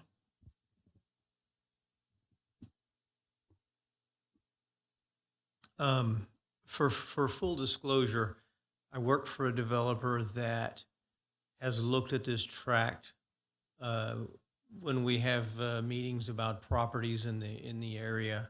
This tract gets mentioned often. There's a certain criteria that you have to develop tracts. This one doesn't check all the boxes for a normal development for multiple reasons. Access and egress, you all have mentioned the high traffic in the area, but even getting in and out of this site is difficult. Somebody mentioned and I wish I had a better memory to point him or her out, the commercial on the opposite side, how that one is difficult to get in and out of. This neighborhood or this property is no different. And I think you all that live on the street going towards 58, was it Raymond? You probably suffered the same issue of getting in and out. The tract size itself and shape doesn't lend itself to a good single family. And one of the reasons I was told in particular that I can recall from this site is with the entrance being on the side of the property rather than the middle, on the side of the property going towards I-45 and away from 518. If you enter there, you're going to have or most likely have a street coming in, and that's going to be one-sided loaded. So you're paying for an entire street with one side of the homes only being utilized, or one side of the street utilized for homes. And I'm telling you this to get around them, and I apologize. Sometimes it takes me way too long to get there. Sorry in advance. That doesn't help a developer and a builder build the homes and get their money back for the cost of the road and the infrastructure. So I'm just giving you some of the data points. What I wished had been discussed was the type of townhomes that we're foreseeing here, the size, the price points and such. I think you'd be surprised with that. Sometimes when we talk about townhomes, we talk about the ones that there's 3 attached, or up, I believe Pearland regulations say 3 to 6 attached. I hope I'm right there. And, you know, other municipalities have townhomes, and in fact, we're building them. We're going to have them built in Old Town Site where they're individually 30-foot, 25-foot lots, and they're going to be just one right after the other, like you'd see in the Heights and such. The drawings that I saw, the rendition that I saw was pretty similar. But again, we just have to speculate if we don't know those answers, and so I didn't hear that in the applicant presentation. It was I felt like a valid point with the size of the lots are significantly different, a townhome versus a single-family residential. Especially the current zoning is R1. Our zoning in Pearland for edification, R1, R2, R3, R4, and then you get the townhome and multifamily. The R1 is a rather large lot. So it would be, and I'm going to say these numbers and they may not be correct, but say a 90-foot by 110. That's very typical for an R1. Am I in the ballpark? Yeah. Okay. So your R4 might then be a 50 or 60-foot lot width. A townhome, even smaller. So I think the discussion here, and also depth is important, and I think that depth is where you all were getting at when you said, you don't want somebody overlooking in your backyard because a townhome depth may be significantly less than a single-family residential. So I'm torn because we do want sections in Pearland developed. Those islands that we have that are just simply land when there's houses all around. Now the question has to be, what should go there? And I'm hearing you all pretty loud and clear that what should go there is something similar to what you have. And with that, I think you say, there's also concerns that are on the periphery. I did speak to the developer today, not specifically about this, but I said, tell me about flooding in a neighborhood. Let's talk about that for a little while. What was explained to me is that the perimeter of the neighborhood is the highest point. And it's that way so that no water leaves that site and goes on to the adjacent neighbors. I would think you guys would want that, right? Just bear with me for a second. I'm getting somewhere. So all the water has to hit and flow inward to wherever the collection point is, and then it's supposed to be held in a detention pond by definition. And by all means, the gentleman can correct me with, and I hope he does if I'm wrong here. It's held until the waters have subsided and the event is over, and then it drains into the outflow of okay. I have to tell my boss I learned something today. So I'm not as concerned with flooding as you all are, but you all live it. And I don't want to, I empathize, believe me, I empathize with you 100%. So my vote is not based on drainage. I want to make that clear, and that's why I'm saying these things. I'm more concerned with the lot size, the setbacks, the number of lots, as opposed to if it were to be R1 or even downzone to R2 or R3. The traffic, if I could, just address that for a second. I don't think anything that we do here is going to change that traffic. They have to do a traffic study, which is, they call it a TIA, a traffic impact analysis. There's criteria that must be met. It's reviewed by the engineering department. And so that's all a function of the development thereof and getting approvals. So I tell you these things to just say there's a lot of things that go into building a neighborhood, and I hope you appreciate all that hard work the staff does, the decisions that have to be made, and the developers even forced to do. But I think, saying all that, I think the critical decision we have is what's on the screen right now. The staff itself is unable to support or recommend approval of this townhome project. I do believe we should do something with those parcels that are empty. I do want to see something there. I just don't know that townhomes is the answer. Something eventually will come. I don't know what that is right now. And lastly, I would say that this isn't the last and only parcel. I know because I've helped townhome developers in the area or look into Pearland, and I can probably tell you 5 tracts that I know of that it makes a lot of sense. I just don't know if I can get there on this one. So thank you for putting up with my long comments. I generally say that same. If this was presented as it's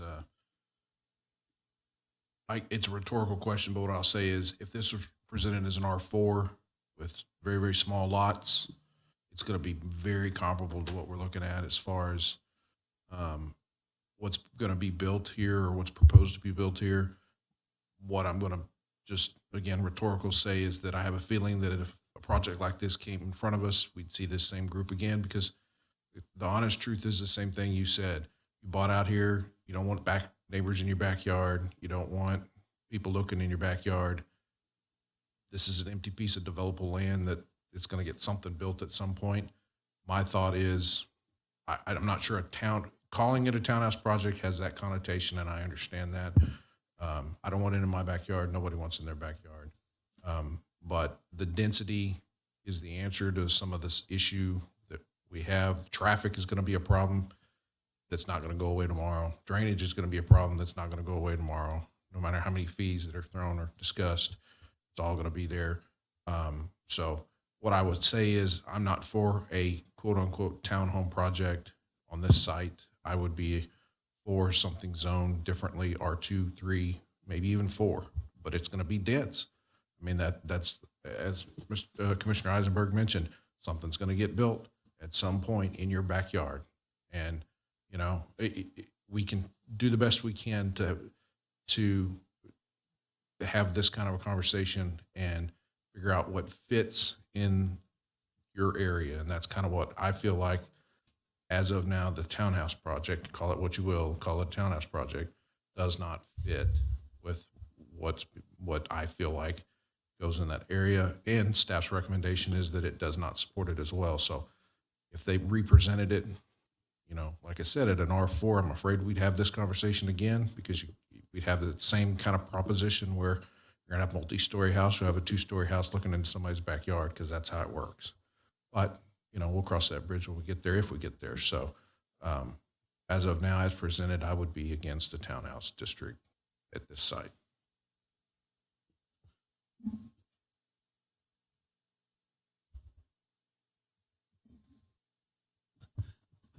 Martin, when we did the study for what the citizens were looking for, what coming out of Pearland, you know, where we went over to the school and all that.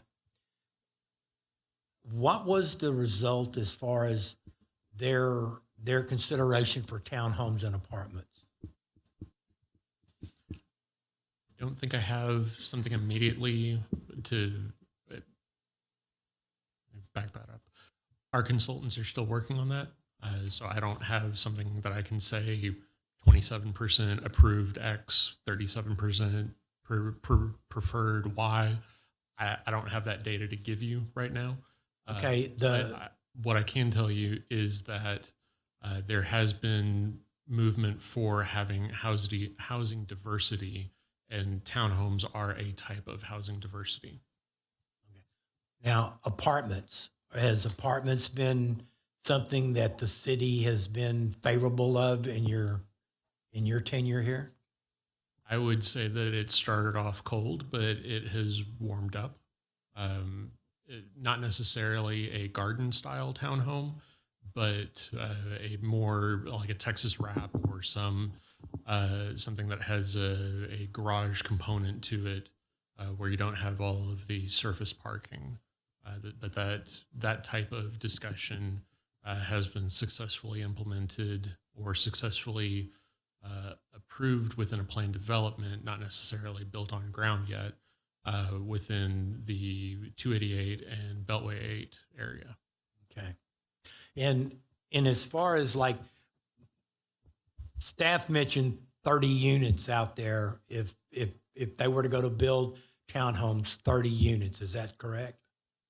So the fire code has a provision that says you can either do a few things.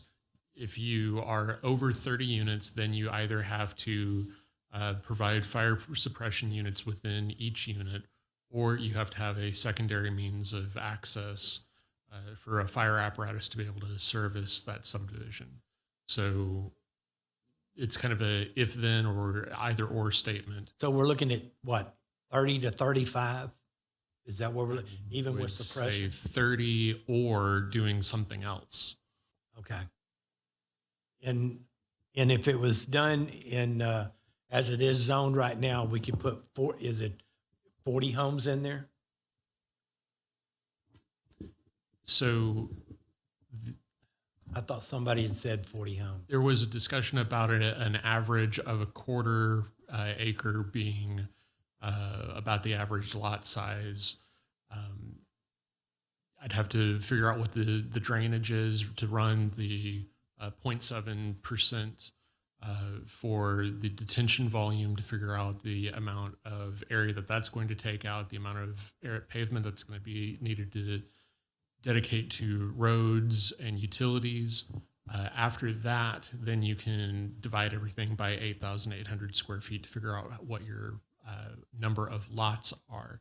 Now, just because you can make math work and come up with a number of 33 or 40 or whatever it is, that does not mean that you will be able to feasibly make all conforming lots fit onto your parcel of land. Well, my whole thing in that is it was like we were talking about earlier. There's been a lot of concern about density, right? And there's not a lot of difference between building the homes in there and building these townhomes in there. So one of the things that was discussed in the staff packet was that even if a townhome district is approved, a town or any residential district can step forward and request approval of a cluster plan. The cluster plan is a way of working through the development standards in order to cluster the development together to have more density to it. Instead of it being a minimum lot size, it's a number of units per acre. It's still based on your overall availability to develop the land, but you do get a little higher percentage of lots when you cluster them together. Okay, thank you.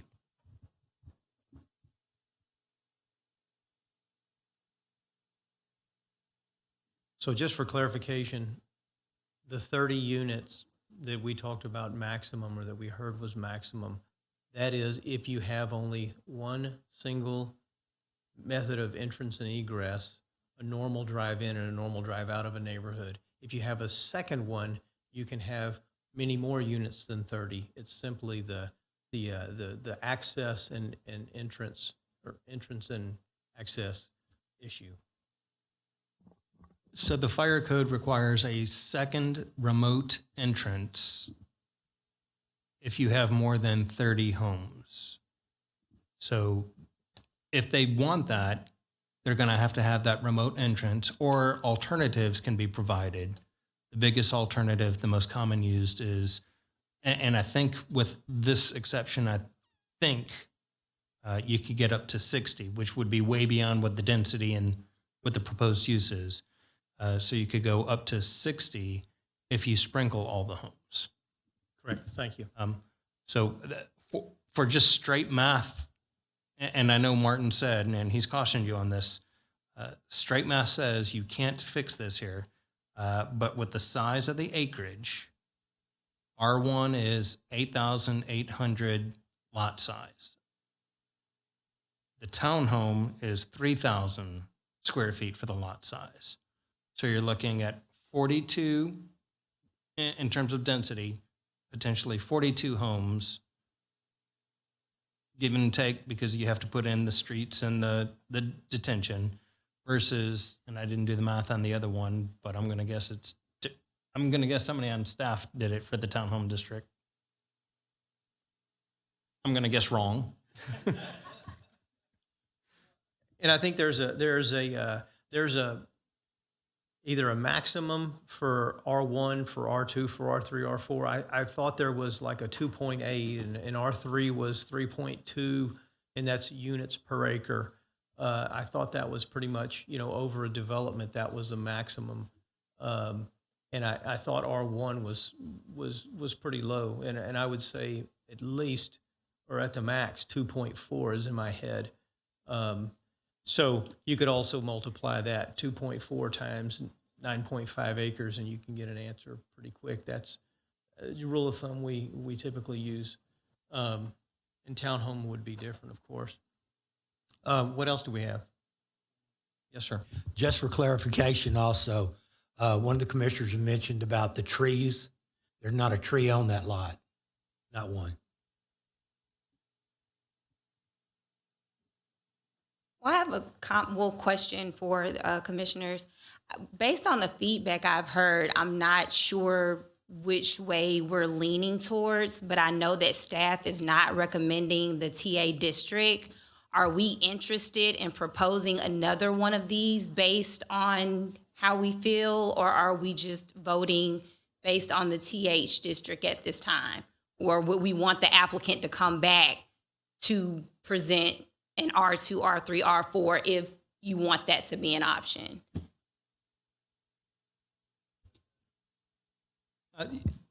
I would say that the P&Z has the authority to recommend something that is less dense or intense based on it, because it's in the same residential uses. So you had R1, they've asked for a TH, you could go and make a recommendation for the R3 or the R4. I would just say that without the applicant's permission, without the applicant's consent to do something of that nature, you may be doing a futile act, because you don't know if that's going to meet their criteria for development. They might decide to pass on this, and the next person might not want R3, or R4, or whatever it might be. So while you're trying to help somebody, you may actually be hurting them because they have to go through the whole process again.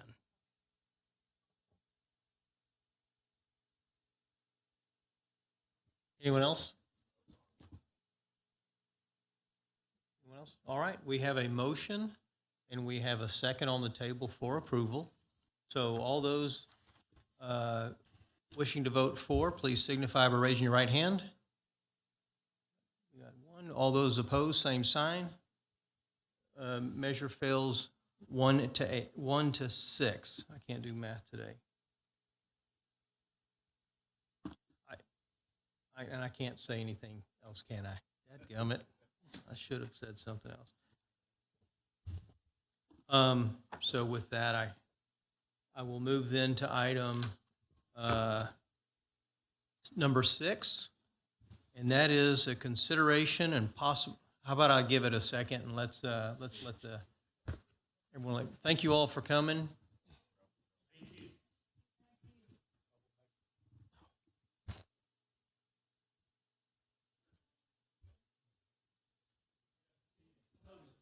You know, I still have my jacket.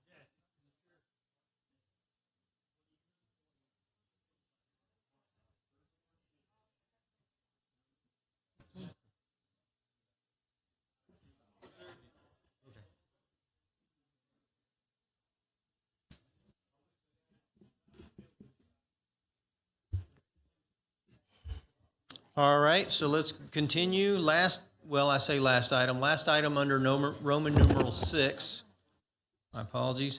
Consideration and possible action. This is a CUP 22-03, a conditional use permit for a gas station in a general business.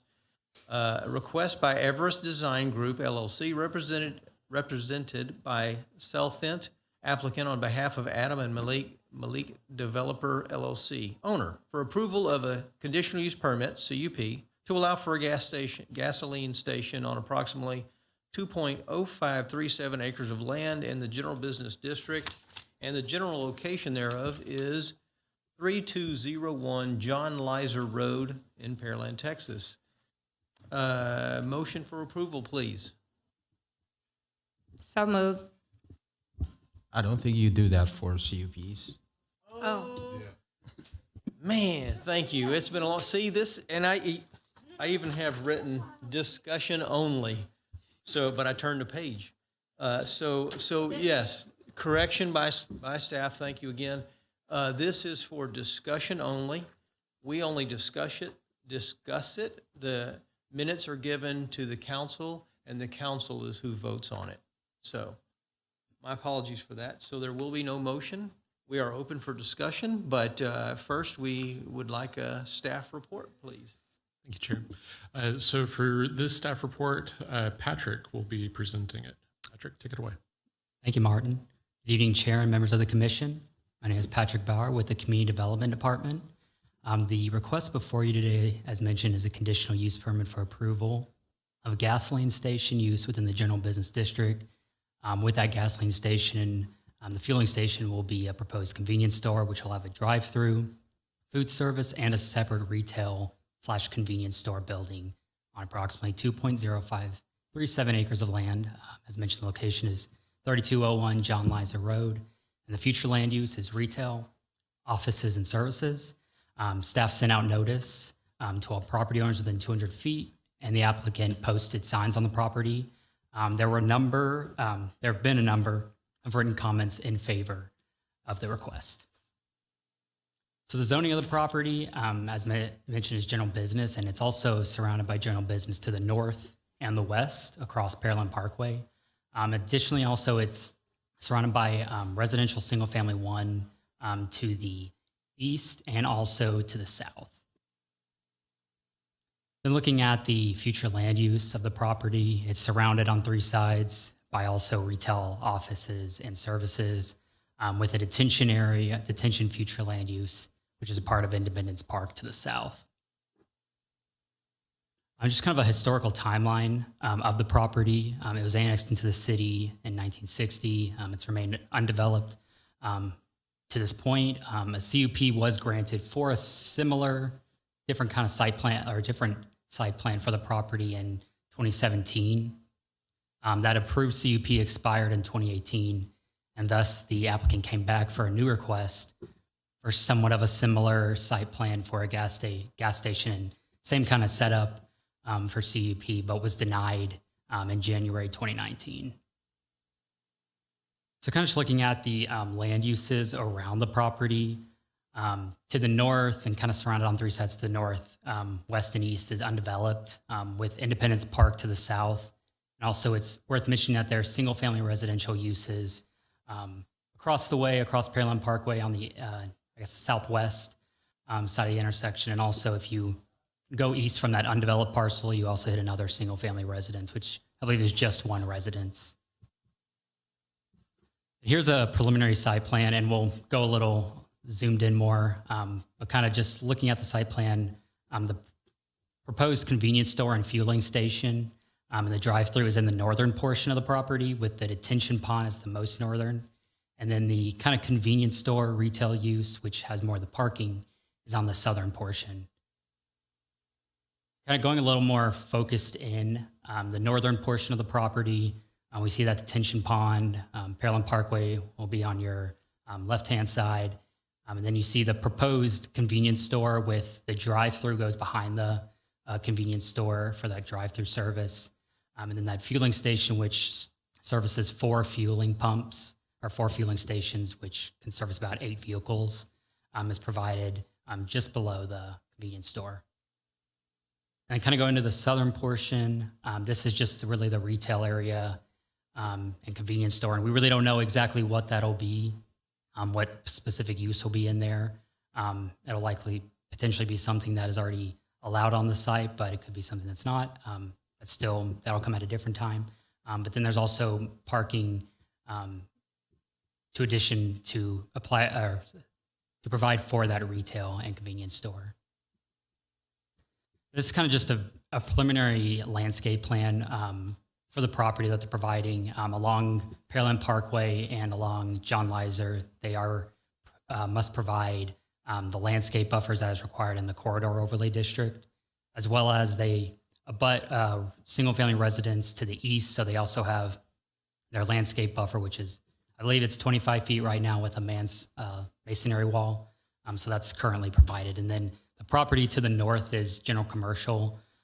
So right now I think they have like some shrubs there, but this is just a preliminary landscape plan at the moment.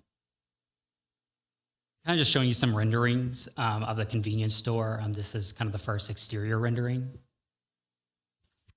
And then moving forward, we kind of get into a little more like interior, just kind of what it looks like on the inside.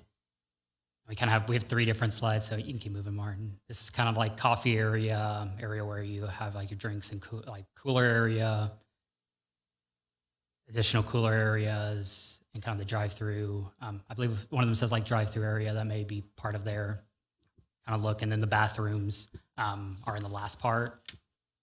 And kind of just getting a look at what the property looks like currently. Currently, as I mentioned, it is an undeveloped lot. Has a bunch of trees on it right now, so that'll be another aspect when they come for doing their tree survey and everything and tree protection. But this is just the view from Pearland Parkway. And kind of moving to the north, that's just the undeveloped parcel that also is highly wooded. And then the view across John Lizer shows Independence Park, which is more of just the detention area that you see right there with the big pond. And then moving to the east is the property that's also undeveloped, but is a residential single-family zoned property. But currently it is an undeveloped, is mostly just wood cover. And then the view of the adjacent property to the west across Pearland Parkway is also currently undeveloped, but just behind that is a residential single-family subdivision. Kind of going over the review criteria for the CUP, looking at the comprehensive plan. The proposed CUP is consistent with the comprehensive plan. It's also consistent with the thoroughfare plan as it has frontage on Pearland Parkway and John Lizer Road. Additionally, the proposed use will conform to the UDC, as it will have to meet the general business regulations, the corridor overlay regulations, and utilities are provided to the property. Kind of looking at the approval criteria for the conditional use permit, staff found that the requested CUP met all 7 of the conformity criteria. And so the proposed use meets the established criteria for the approval of a CUP, and the proposed use is consistent with the comprehensive plan and the future land use, as well as the thoroughfare plan and the GB. It says GC, but the intent of the GB district. And staff recommends approval of the request with the following condition: that the exterior building facades shall be depicted in substantial conformance with materials as depicted in the facade renderings that were shown in the slides. And that concludes staff's report. Thank you for that. Even though it's a CUP, we still follow this the agenda order. Is there anyone's, I'm sorry, the applicant presentation? Is the applicant here and wishes to say something or give a presentation? Thank you for being here. And if you would, again, please state your name and address for the record.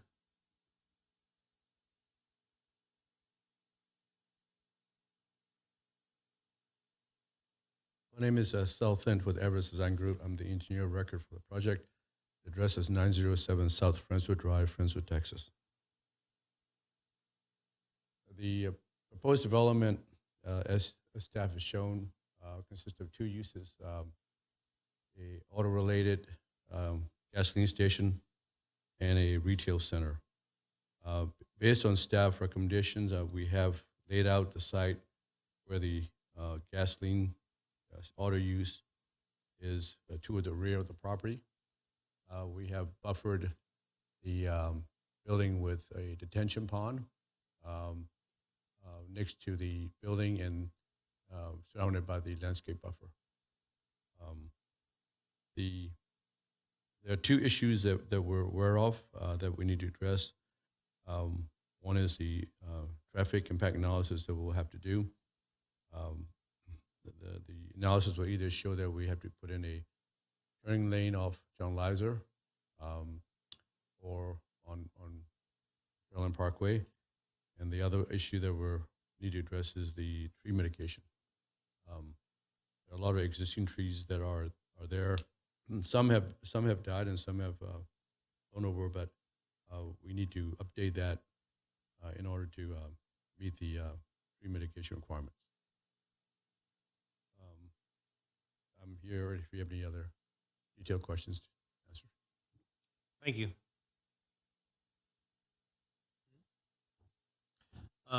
Does that conclude the applicant presentation? All right, yes. Thank you. Are there any persons wishing to speak for or against this item? Yes, ma'am.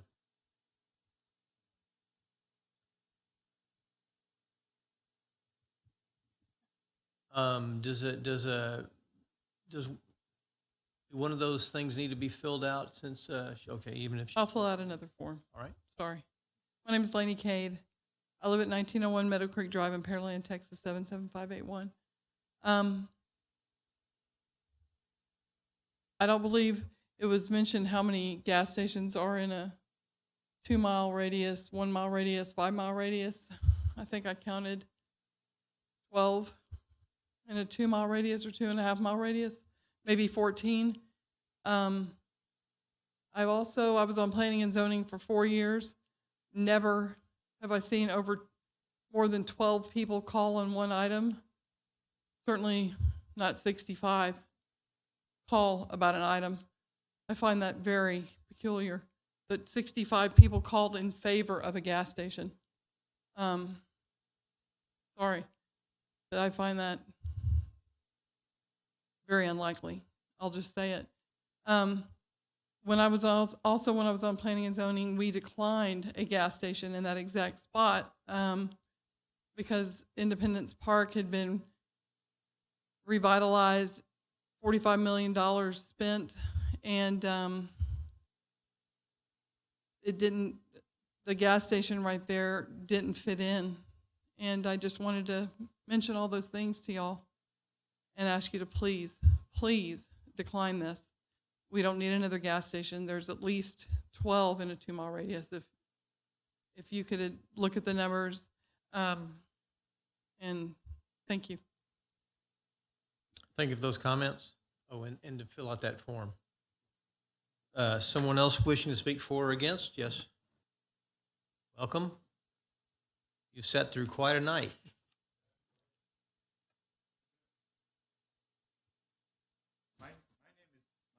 Adam Sadi, I'm the owner of the property.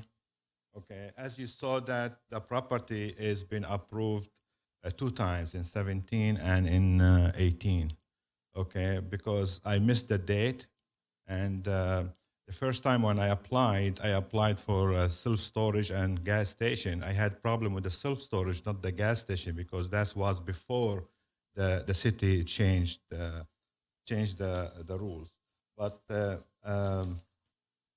Let me give you my address. It's 1316 Jamison Pine Drive, Pearland, Texas 77581. I'm not sure about the 2015 gas station in 2 miles. If that's the case, if there is 15 gas station 2 miles, I'm not gonna put gas station there because that's gonna be bad business decision. Okay. Since after the January 2019, okay, when they decline it, okay, I start to market the site for retail only. So I put for 1 year, I put a sign for pre-leasing. Okay, I didn't get any potential tenant with the good national name in that side to justify the high cost of the development. Since that time, for the last 2 years, I put the site for sales, okay? And I never got anybody to buy the site except for gas station usage, okay? So I'm a businessman. I mean, if something doesn't work, I sell it and I go forward, okay? But this one here has been for the last several years.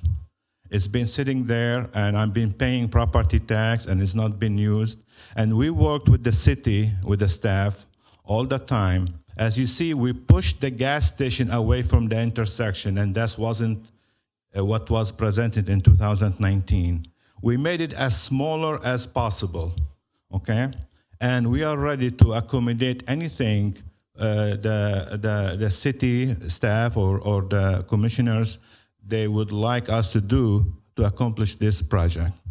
Now, on the people who are favored for this, the 65 people, yes, I made a campaign.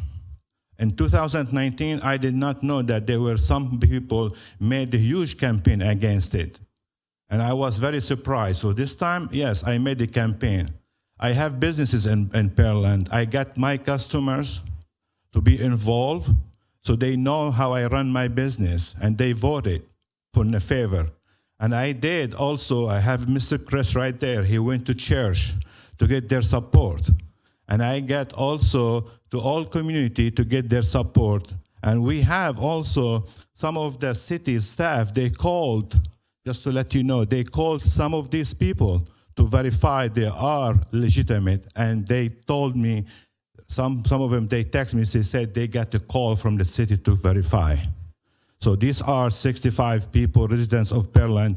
They are in favor of this project. Thank you. Thank you for those comments. Is there anyone else wishing to speak for or against this item? Anyone else wishing to speak for or against? Yes, sir.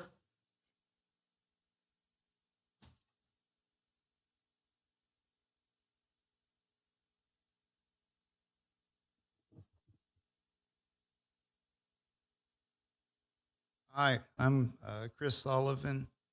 I reside at 3006 Peekskill Court in Pearland.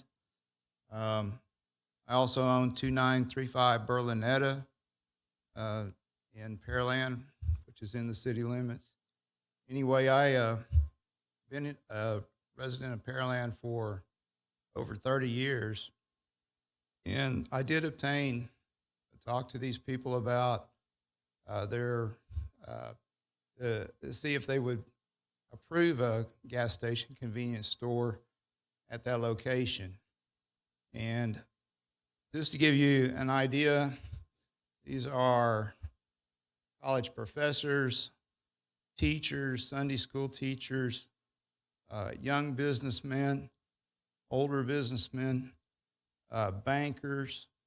These are all people that I've talked to that live in this area. So my only thing is that I will say I went to church with Tom Reed, and I think he was a de facto member of every church. But anyway, about once a month, and I ask him, what's your biggest cost? And he goes, roads. It's always roads. And it's just people don't understand how much money it takes to run a city and in fact, build a road. to alleviate traffic. So when you put a business in like this, it makes for an immediate income. It brings in through the sales. Very quickly, it generates a tax incentive for you all. I've talked to people in that area and away from that area, but it includes IT managers, it includes retirees, that the people I talk to, and they're like, I'm fine, we need something in that area. All the way to, well, I'll do it if it's a Shell station. It's like, well, I didn't put that one in there. So anyway, it's, but they're all like, that area, that needs something. And so that's the general response that I got. And that would be a great service to those communities around there, because you don't have to go get beat up in HEB and all that if you just need a bottle of aspirin or something. So I think it would be a very good asset. Thank you. Thank you for those comments. Is there anyone else wishing to speak for or against? Anyone else? Last time? All right, hearing none or seeing no movement thereof, we get to the point of staff and commission applicant discussion. So, commissioners? I have a question for staff, please. Do we know how many gas stations are in a 1 5-mile radius from the site? I just did a Google map on my phone, the Jeep Quickway, and I counted 11 within 2 miles. Thank you, staff. I appreciate it. No, let's not go there. But those are, as the crow flies, right. And all I did was put the address in and did gas stations around that and looked at how far they were from that data point. And there's more than that. If you go out to 2.5, there's probably closer to 20. Okay. If I had to guess. And second, there are quite a few. Right. This CUP is for the site with 2 buildings on it, both GB, right? Correct. But one isn't going to be developed now, it's just a shell. And the other one is the convenience store / gas station. My understanding of the site plan is that one is where gasoline is sold, the other is a shell building for some future tenant to develop out. The only one subject to the CUP regulation is the automotive use with the gas station. Correct. So the retail building, they don't need to come in and get anything from the city council. And a convenience store does not require a conditional use permit. It is the sale of gasoline that requires the conditional use permit. So you can have a convenience store that sells candy bars and ice cream and whatever. That does not, it is just a general retail store at that point. The drive-through also would throw it into approval basis for CUP, is that right? Since there is a drive-through proposed. So Pearland Parkway requires that any drive-through be screened. But it's not a CUP. It is not what drives the conditional use permit. Okay. The use of the sale of gasoline is what drives automotive use. Correct. Okay. Thank you. That was. Just for clarification, staff didn't call the people. I did. Yes, there's 65. That's the first time that in 10 years that I've sat on P&Z that I've seen 65.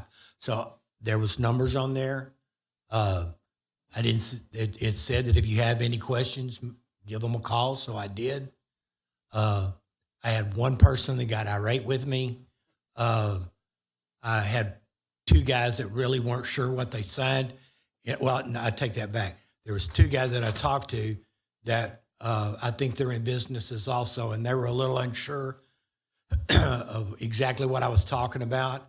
And then I talked to several people, a couple of them that went to church with some, I'm assuming you, I talked to them, and I didn't try to persuade them in one way or the other. I just wanted to know, why are you for it?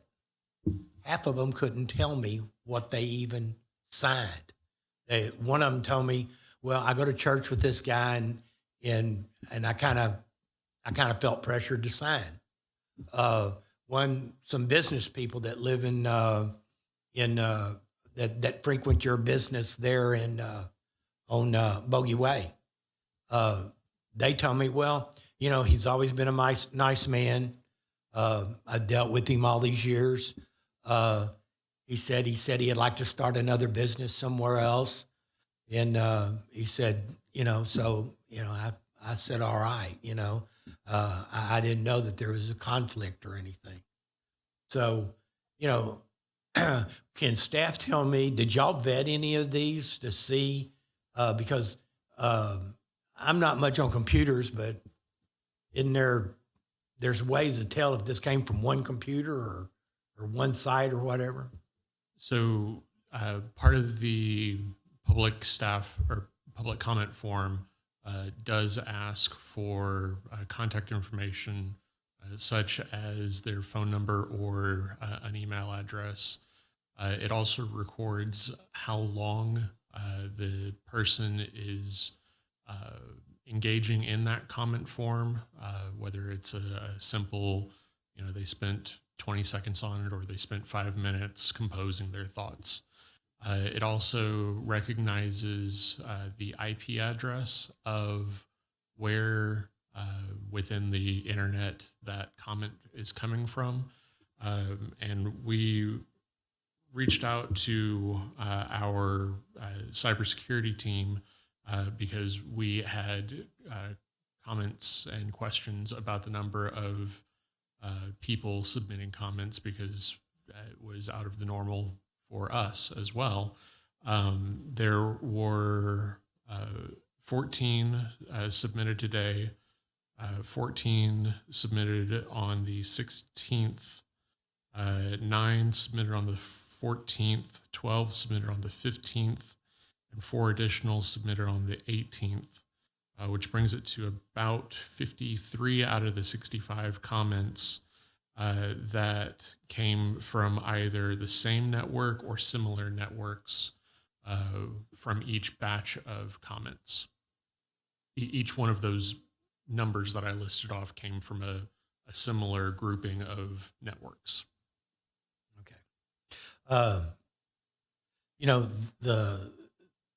What I remember the last time this was brought before us was the people from River Mist that came in. The first time they didn't show up, because of the time being missed, they had to come back. They got their stuff together. They come over here, and there was a huge number of people from River Mist that did not want this because they had gas station up on 35. They had gas stations down the road. The citizens of Pearland are two of the things that I hear all the time, is don't approve another gas station and don't approve another vape shop. I know that's the business you're in. You got gas stations. I fill up at your station over on Bogey Way quite often. You don't even need anything for the first building, but it's the gas station that draws the CUP. And for whatever, the citizens do not want a gas station on every corner in Pearland. And I know that staff has recommended approval for it, but I'm going to be to the negative on it. Council is the one that votes on it. I don't know what they'll do. You have another shot at it, but I'm not in favor, just strictly because it's been a negative with the citizens. And I applaud you for getting a campaign out and stuff. I just think that it would have been a lot better if you'd have done a better explanation of what it is. Because when I called, between 10 and 15 people, and they were confused about what they okayed. It just told me that they didn't pay attention to what they were signing. So, you know, but but it was me. I don't want staff getting in trouble. I don't think I did anything illegal or anything like that, because there was I think that sitting on this board up here, I think that it behooves us to vet some of this stuff. I think that I think that's who you want sitting up here, is somebody that does go out and vet some of these things and looks at them. Most of the time I drive all of these things that come before us. I'm retired, so I got time to go drive all of them and stuff, and 90% of the time I do. So, all right.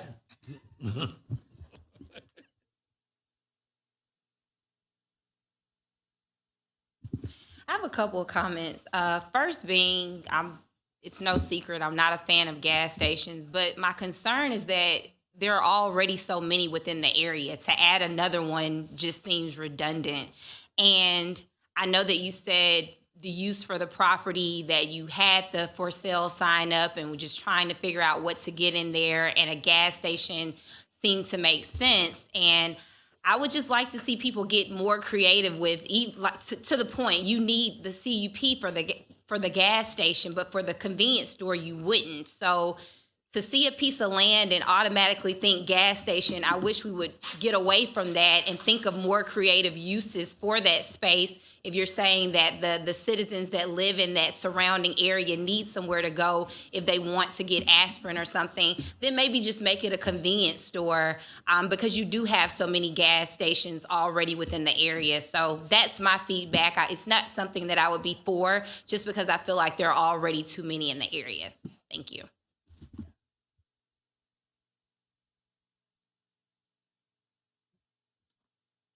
Okay, this is Commissioner Henrichs. I'll go next. I'm not for or against this. I think let the market dictate whether it's a needed development there or not, and that's pretty much my comments.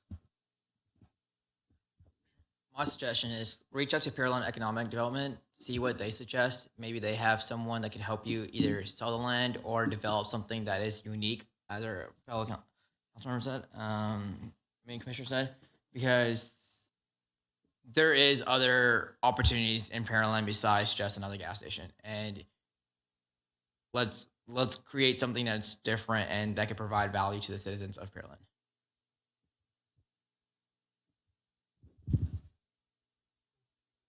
It was stated that there are a lot of gas stations in the area. I don't think another one is needed. And unfortunately, I believe when gas stations are on a site, nothing else ever becomes of that site. It's always a gas station. Even if the building goes away, EPA and things of that sort just restricts future usage. I'd be a no. It's Commissioner Dansby. I would like to hear if there were areas or citizens around it, whether they agreed with it or not aesthetically, but by the book, it checks all the boxes. May not like it. It's in a flood zone. Even a smidgen of it's in a flood zone. You're going to have to get flood insurance. That'll be fun. But I don't like a gas station on every corner. I don't think anybody does.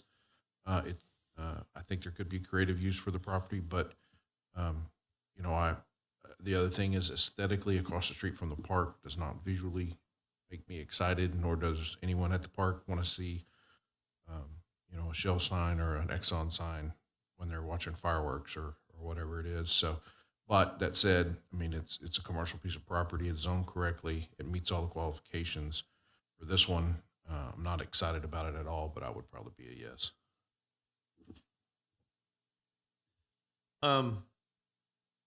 Again, this is one of those parcels to me that's a challenge. It's 237 feet going east-west. That's not a lot of depth. It is a challenge. And I think that's why you see a unique layout. It is 2 acres. Your typical gas station is between 1 to 1.75 acres. So you have a good size, but you don't have a good shape. So this no matter what comes here and also across the street that backs up to that neighborhood, it's a challenge. This site itself, the one across the street, the ones going north, they're a challenge. CUPs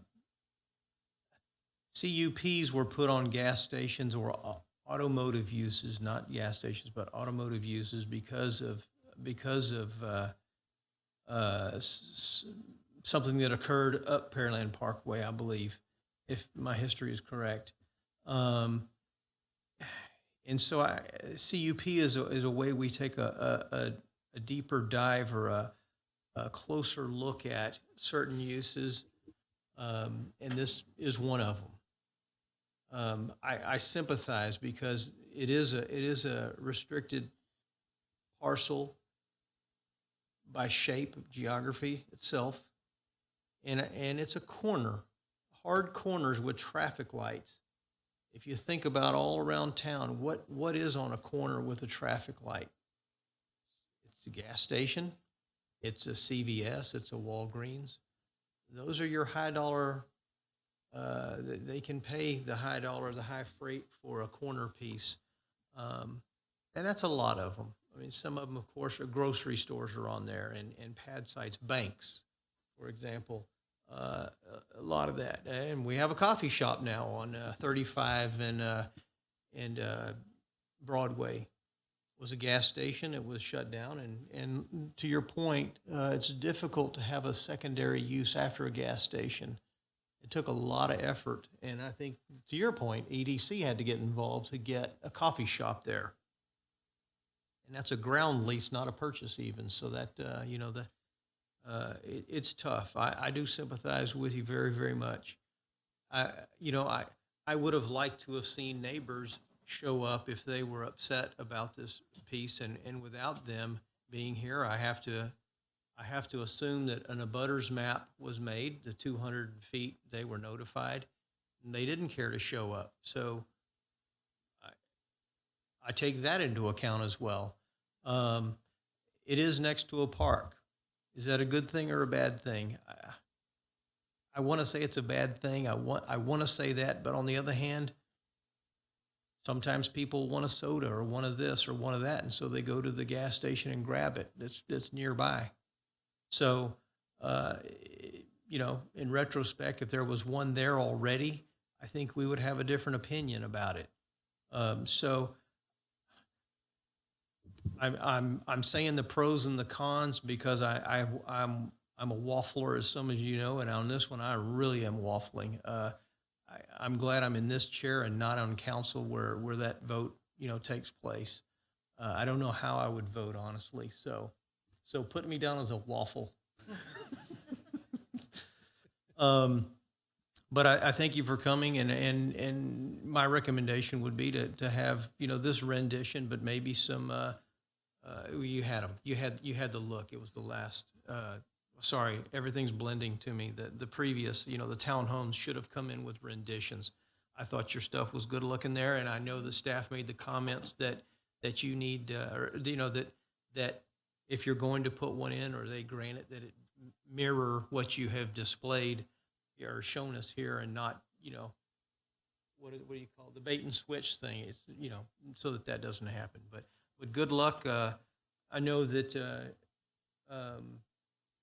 what I've heard is your gas stations, people like them, the current ones that you have. So thank you for that. You seem to be a good businessman, and thank you for being in the community. So again, I wish I had something intelligent to say instead of rambling. Anyone else? If not, there will be no vote. There's no motion in a second that I tried to get, but we'll move on then. Thank you all for being here, and thank you for the comments from everyone.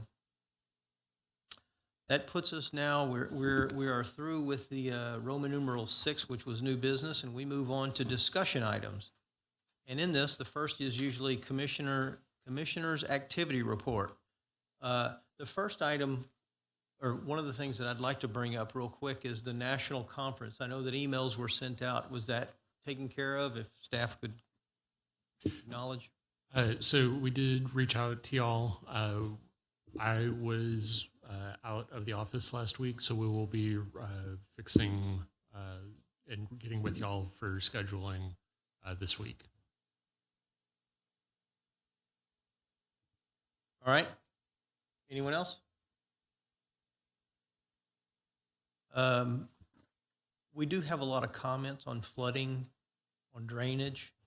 At some point, whenever we don't have 27 items on the agenda, if that's ever the case again, could we maybe have a presentation from engineering and/or yeah. He's speaking of shucking and jiving. I think we should be educated on if it's a topic we hear about, shouldn't we know a little bit more about it? You know, what is it like for a landowner? What do they have to go through? Number one. Number two, when we hear someone say, you know, I'm worried about flooding, I live next door. We're supposed to vote the dirt. I know I said that, and probably the wrong thing to say, but you know, what was correct about that statement? What's correct about their assessment? What's incorrect about their assessment? So that would help me out, I think, and I think it would help all of us, just from an engineering standpoint. So I don't. What? Say maybe just send some information out to us, like offline, and then if there's any follow-up, maybe we could follow up as it individually or directly to those that provide that information. That way it doesn't, no offense to anyone here, drag on the meeting any more than necessary. Sure, I will check with my colleague if we have already something along that. If not, we'll work on that to prepare like. There's. I mean, you're talking about hydraulic. No, not No, I know. I mean, it could go. Dumb it down to what he's trying to tell you. Yeah, you could get lost in this blade of grass turns the water that way, and we need it to go that way, kind of thing. And I don't. No, sure, but you know, generally for the city of Pearland, like the property that was mentioned before that had somebody said it was a watershed. I think maybe Miss Cade said it was a watershed, but it wasn't in the drainage floodway or whatever. So I mean, that's interesting to me because it's a watershed. I would think it'd be in the floodway, but it doesn't matter. The watershed, what Ms. Lay, I forgot your last name, apologize. She mentioned is a boundary that divides two watersheds from each other. It doesn't necessarily mean floodplain or floodway. So what that means is north side of it goes to one creek, south side goes to another creek. In this specific case, even the watershed line lies in the middle of that land on Dixie Farm, but everything drains to Mary's Creek. Basically, to take what Parveez said, if you dump a glass of water out while you're standing there, half of it's going to go that way, half of it's going to go that way.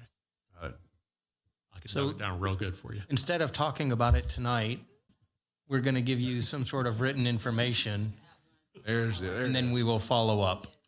Anyone if else needed. with any commissioner activity report? If not, then the next meeting is April 4th, 2022. Is there anyone that knows they will not be here? Okay, we have Ms. Boswell. Commissioner Boswell will not be here. I'm not sure if I will. Okay, and we have a maybe. All right, if anybody else knows that they're not going to be here, please let Shelby know, Ms. Shelby know, so that we can make sure we have a quorum.